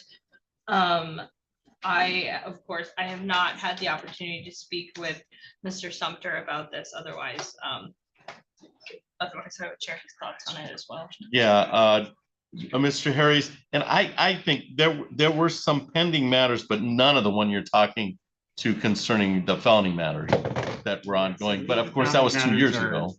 Are newer. Yes. So when Mr. Sumter initially wrote this report, I think he updated his report with a probation violation recommendation. I don't think he had those other felonies in mind. That's my understanding as well, Your Honor, and like I do not like to deviate from what the probation officer says here. However, I think these are some extenuating circumstances. The main reason I am unwilling to call this a sentencing agreement is because I haven't been able to have that conversation with Mr. Sumter. However, it does seem reasonable to me, so I would recommend it. All right, thank you. Mr. Harris on allocution. Yes, Your Honor, and it is unfortunate that Ms. Gilpin was not able to complete her probation, and Ms. Gilpin well, it's unfortunate that these current ongoing matters in 55th are making it difficult or otherwise impossible for her to take advantage of the second chance the probation was willing to extend. At this point in time, Your Honor, Ms. Gilpin does, it seems, have some bigger fish to fry, so to speak. So I would simply request that the court would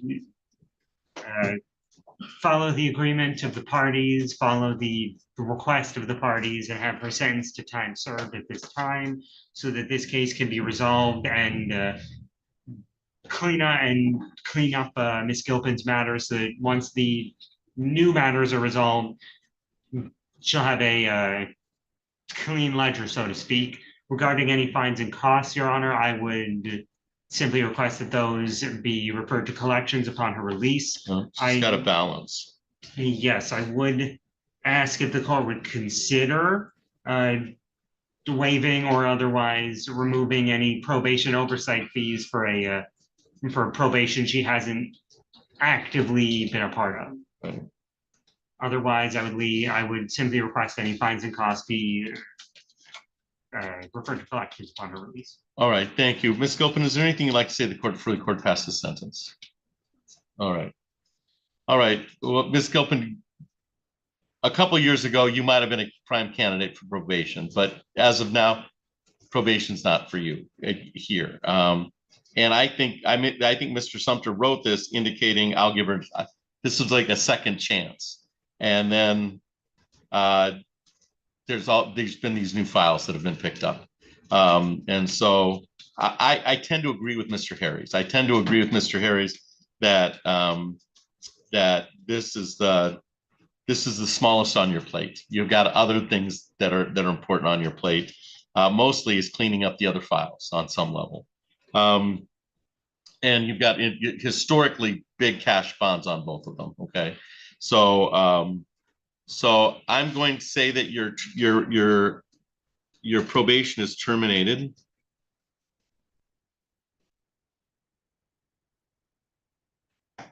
And as you know, probation is just another form of sentencing. Okay, it's a different way of sentencing. So maybe we can assist you in helping you with whatever issues that you had.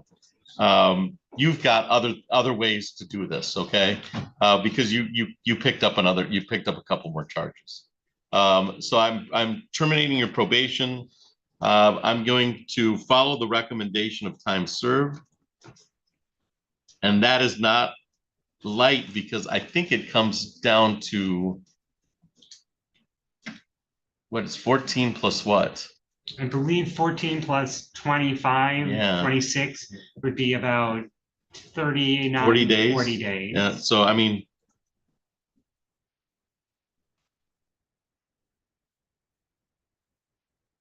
So you've essentially almost done half the sentence, the full 93 days. And the only reason people would do the entire 93 days if they violated probation over and over and over again. So you've kind of been your own worst enemy in this, okay? But that being said, I'm going to refer the $640.49 to collections. So when you're done with your sentence, you're gonna have a debt to pay the city of Lansing, and you can follow up on that debt to set some type of payment plan. Okay, all right. Because I'm just going to refer that to collections. So I think Marquita does collections for the city of Lansing criminal department, but the sentence is 40 days with 40 days time served.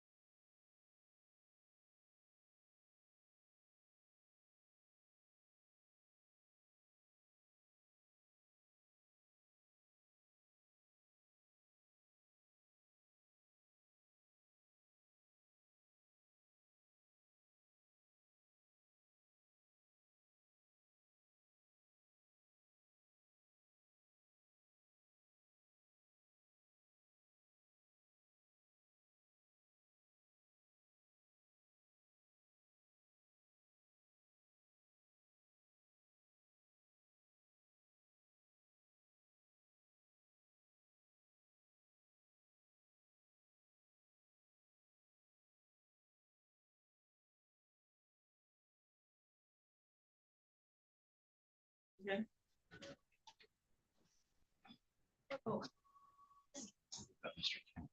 don't think you mentioned it, but he does have FIDA.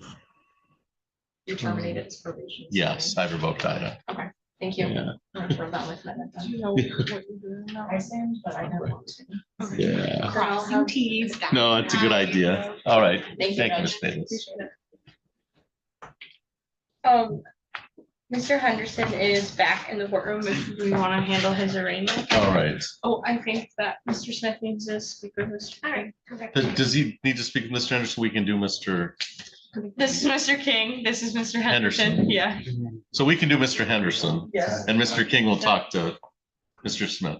I haven't had a chance to talk to the council. Have you talked to your, is Mr. Henderson here on a PV or on a? He's here on an arraignment. Okay, so you're just being arraigned. Yeah. So you have plenty of time to speak to the lawyer at your hearing.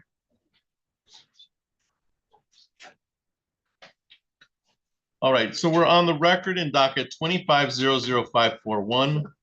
That is People of the State of Michigan versus Austin Henderson. Appearances for the record. Sir, you are Austin James Henderson, is that correct? Correct. All right, thank you. This is time set for a probation violation. I'm going to indicate to you the nature of the allegations that have been brought against you by your probation agent. It is alleged that you violated your probation. And there's two violations. One is per your class at the training center, the defendant failed to complete his program due to lack of attendance. That's the first allegation. And then the non-technical probation is defendant has not reported since February. Defendant has absconded. That's the second allegation. I'm going to automatically enter not guilty plea for purposes of this arraignment. Mr. Henderson, you understand the nature of the allegations concerning your probation that have been brought against you. All right. All right. You understand you have a right to counsel. You have a right to have a hearing on this in regards to this. The hearing will be set within 14 days by statute. Okay. So we'll set the hearing. Hearing for And this is for. probation violation. Yeah. So afternoon of. Yep, June 15th at 1:30. Okay, June 15th. 15th at 1:30. Now, you were previously represented by the Public Defender's Office. I'm assuming you want similar representation on this file. Yes, sir. Okay. Have you had the opportunity to make a financial application to the Public Defender's Office on this file? Probably not in regards to probation violation, because I just said it. Yeah, no, sir. Okay. All right. So what we're going to do is. Is the payment for probation? I'm just confused on. The question you just asked. I'm sorry. You're right now. You need counsel at the hearing, and so we're trying to get you counsel for the hearing. Okay. It has nothing to do with your previous probation violation. Okay. It has to do with we've got to find you guilty of the allegation. Okay. And so you should talk to a lawyer. Understand. And let me give you a card. Do you have a card, Mr. Harris, or? Okay. So you should contact the Ingham County Public Defender's Office. And what they're going to do and tell them, this is my hearing date. My hearing date is June 15th at 1:30 in front of Judge Flores. And then they'll assign a public defender to look at this for you. And then you'll come here on June 15th at 1:30. And either Mr. Smith or Mr. Harris will be assigned to the case. Okay. And they'll talk to you at that time. And we'll talk about what options are available. But that's a hearing date, okay? Okay. But it's a little different from arraignment. Arraignment, they're actually the public defender's office is right there. And probation, you have to go to them and you have to make application again. Okay. All right. It's treated separately. So make that a priority to get legal representation on that date. And then we'll see you June 15th at 1:30. All right, sir? Yes, sir. Thank You you should very be all much. set. Thank you.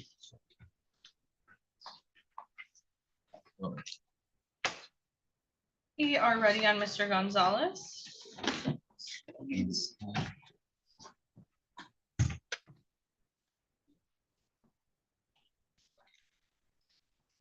Oh, is this this was set for pretrial today? Yes, Your Yes. Honor.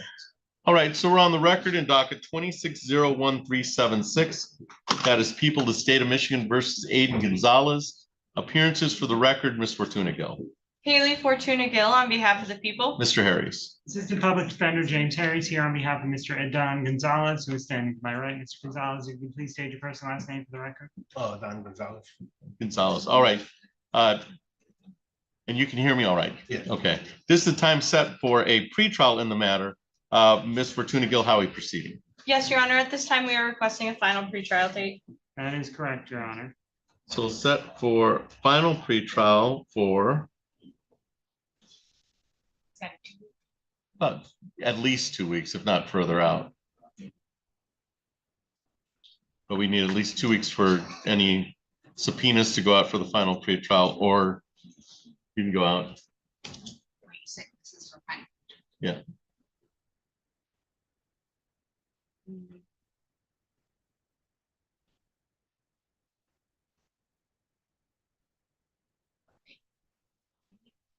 June 22nd at 8. June 22nd at 8:30 for final pretrial. That'll be live in person on the 6th floor of City Hall of Lansing, just like we are today. And we'll set that for final pretrial. Anything else for the record in 26-01376, Ms. Fortuna Gill? Not for the people. Mr. Harris. Nothing from the defense, Your Honor. All right, Mr. Gonzalez, we'll see you on June 26th at 8:30. June 22nd at 8:30. You're all set.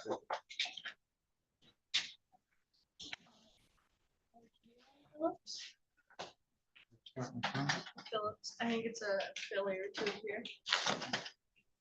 Oh,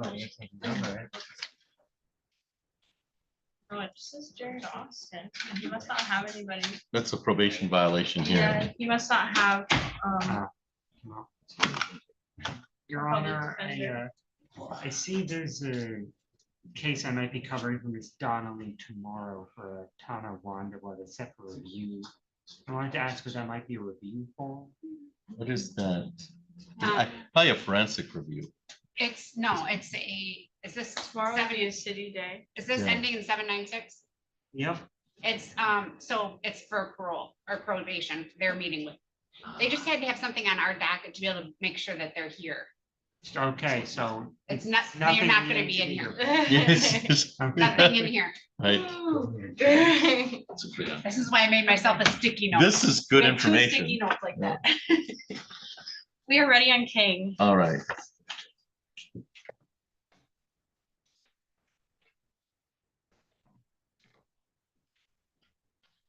All right, and this was a adjourned probation violation hearing. All right, so we're on the record in 25-00467. That is People of the State of Michigan versus Billy King.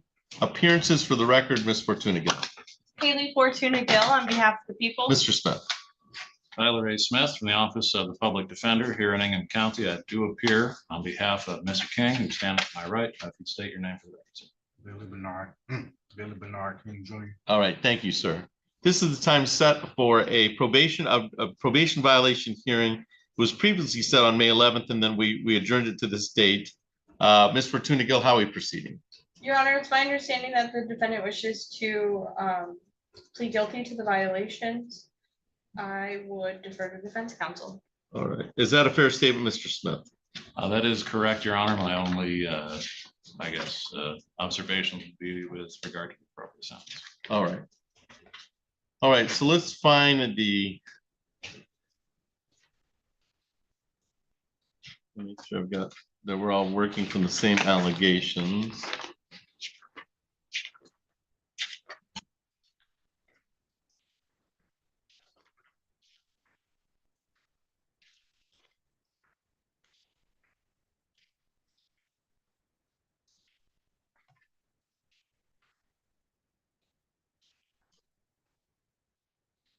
So the request was made for a warrant was issued for your arrest for the failure to appear to arraignment, but it was for the technical probation violation, and they're labeled 3, 6, and 16. That doesn't mean there's 16 violations, just how we label them. So the allegation is, and you've had the opportunity to speak with Mr. Smith concerning these allegations. Is that correct? Okay.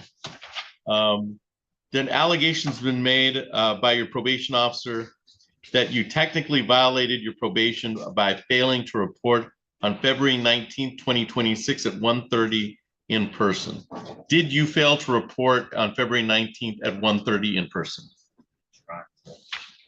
So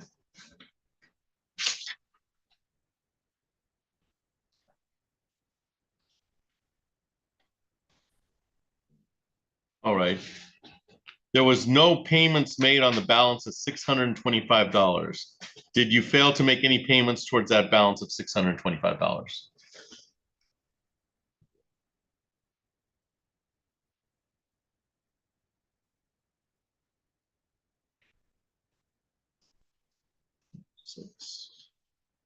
And then you failed to test per AverHealth. You failed to test on February 20th, March 12th, March 17th, and April 1st. Did you fail to test AverHealth on February 20th, March 12th, March 17th, and April 1st?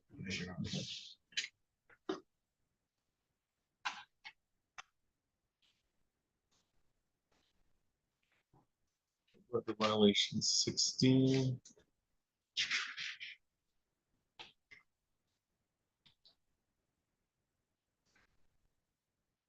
So with the plead of the violations, Mr. Smith, would you like to be heard on allocution? Yes, Your Honor. I think this one is relatively straightforward. Probation was granted in this file, a time that turned out to be unfortunate for Mr. King. There have been some complications. I'm not going to gild the lily. Mr. King just failed to engage in probation. That's not ideal, but the alternative to that is some period of incarceration. And Mr. King is currently incarcerated with regard to an unrelated matter. However, his sentence is due to come up in approximately 2 weeks, on the 15th of this month, and he will have served a 90-day sentence with good time and trustee credit to whatever that comes to. Suffice it to say, he has been in custody for a lengthy period of time, at least as it pertains to misdemeanors. I'd ask that the court consider the equity of the situation, that I suppose, adjournment from last month and any delay in adjudicating these allegations not be held against Mr. King. So I respectfully request that the court consider a sentence of an additional 14 days at most in order that Mr. King be able to be released after serving a lengthy jail sentence and re-engage with the community in a positive way. Also, not to go on at great length, but I would ask the court minimize fines and costs. So he's got a current balance of $625 on probation. We're obviously not keeping on probation. So the underlying offense would be the attempt R&O? I believe the attempt R&O was part of what gives rise to this violation hearing. Yes, that's correct. So it's a 93 domestic violence. That is correct. Yes. All right, Ms. Fortuna Gill, would you like to be heard on this Simpson? Yes, Your Honor, the people would request that the recommendation be followed in terms of probation being revoked, as well as the special 4A status. However, as to how the court wishes to go about sentencing jail time, the people leave that to the court's discretion. All right. You were indicating he had 15 days, right? He's got an out date of the 15th of this month. Right. I believe he's been in custody much longer than 15 days, Your Honor. All right.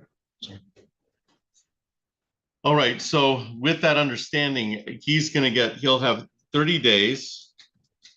So he might be over 30 days or under, depending on the 15th, depending on, so it's 30 days in general, and then credit for any time served. That might leave you a week or the full 15 days that you're incarcerated, but it's 30 days in the Union County Jail.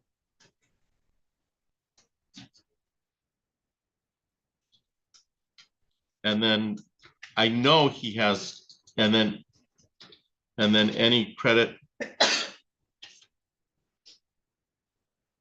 to be determined by Hingham County Sheriff's Department.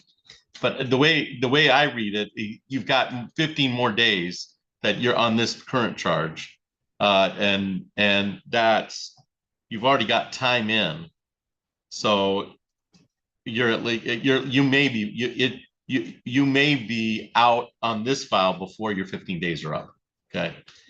You could not, you might have a day or two more, but I don't know I don't know how they're going to determine credit. Okay. My thought process is it's 30 days minus 2 weeks and then whatever credit you have already.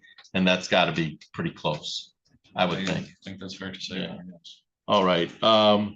So I'm going to unsuccessfully terminate probation.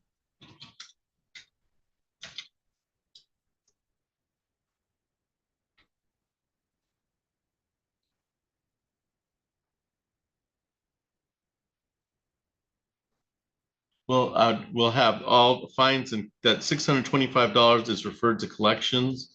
So when you're able to get out, you'll have to come to the City of Lansing Collections Department, which is essentially marqued on this floor, and they'll put together a payment schedule for you. That's $625, and that'll keep you out of the show cost cycle. $625 referred to collections, and then we'll unsuccessfully terminate probation. We'll give you 30 days in the county jail, credit for time already served.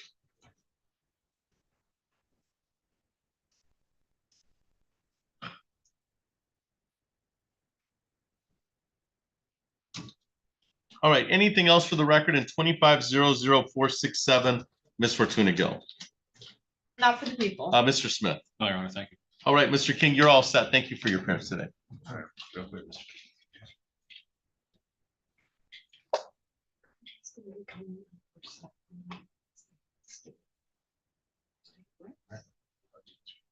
Yeah, it's a stay of eviction. Because we're just gonna do a fail to appear on the, So yes, yeah, okay. I can do that in the office. There's a failure to appear, but I don't believe that he is represented by you guys. Are you talking about Phillips? Yeah, and he was, If they don't apply when they're arraigned on. I don't think for the PV, but he was for the underlying charge. Yeah, he was for the underlying charge, and then he was referred to it, and then I don't know what he did. Right. It's a whole new retainer. Yes, it's a whole different thing. All right, so we're on the record in docket 24022521. That is People of the State of Michigan versus Marvin Phillips. This was the time set for a probation violation hearing. He was previously set on probation for a probation violation hearing for May 4th at 1:30. Then we rescheduled on May 1st and rescheduled to today's date on May 11th. So so there might be some confusion. So I'll issue a bench warrant with a 48-hour hold. If he gets in contact, I think the only person he could come in contact is either the court or yourself, Ms. Fortuna Gill. That's my understanding as well, is that he is not represented by a public defender. So I'll issue a warrant for non-appearance. I think this was scheduled for 1:30 and it's now 3:42. That is correct. 42. The defendant has failed to appear in a bench warrant, and I'll do it with a 48-hour hold just because we've had some resets. So a bench warrant is issued for Mr. Phillips for his failure to appear. And it's bench warrant with a 48-hour hold. Anything else for the record in 2402521, Ms. Fortuna Gill? Not for the people. All right, we should be all set on that one. And I think that's the afternoon. Yes.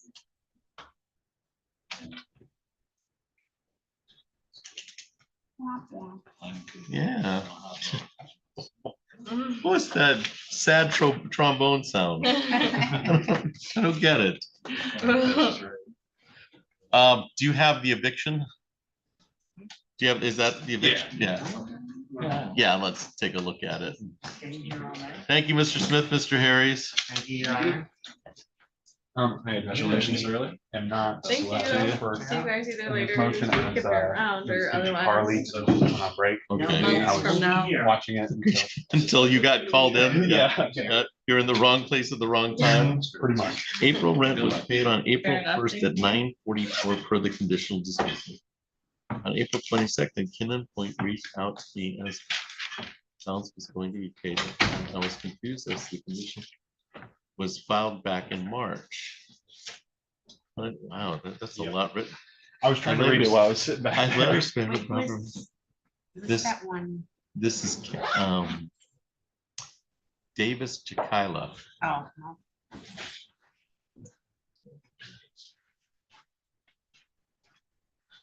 You went Thursday? Yes. And I just realized you guys will have two Mr. Smiths. Because you'll have Tyler Smith and you'll have Dan Smith. Oh, right. So Our problem. that'll be fun. See you then. Thanks. All right, well, Thanks, thank you, Haley.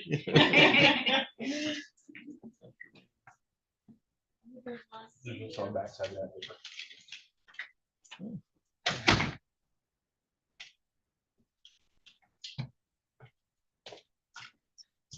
Say that they had no control over what my payment of $100 went toward.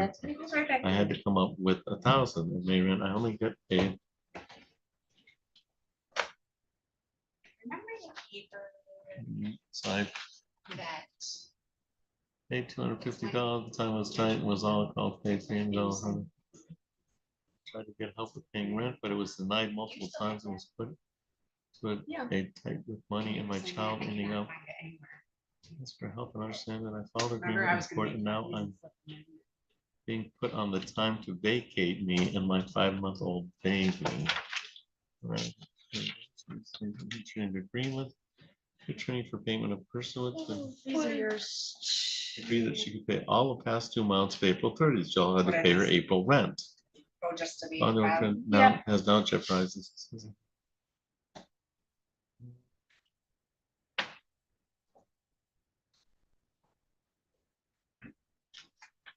I do also believe that she said that she can deposit once we're in escrow. Okay.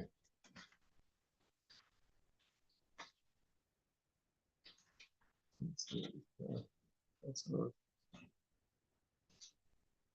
Who's March Brittany Hefner? 17th. Is that Brittany? You know what Brittany Hefner is? Nope, I only know the one Brittany. Okay, here's this. Defendant must pay plaintiff in the amount listed in the above. $1,631. By Thursday, April 30th. The defendant must pay plaintiff April 20th rent of, so she's got to pay April rent for the lease. And that's what she didn't pay. There's 9 for the condition. Paid in the amount of $1,000 on April 2nd.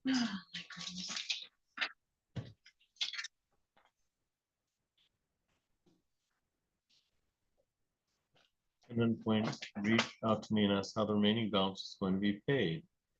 Yeah, $1,000 doesn't cut it. That's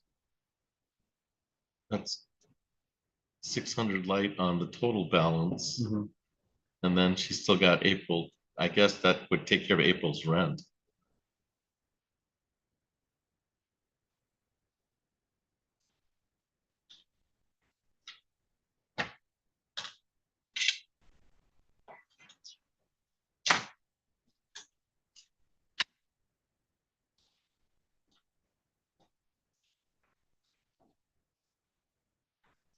All right.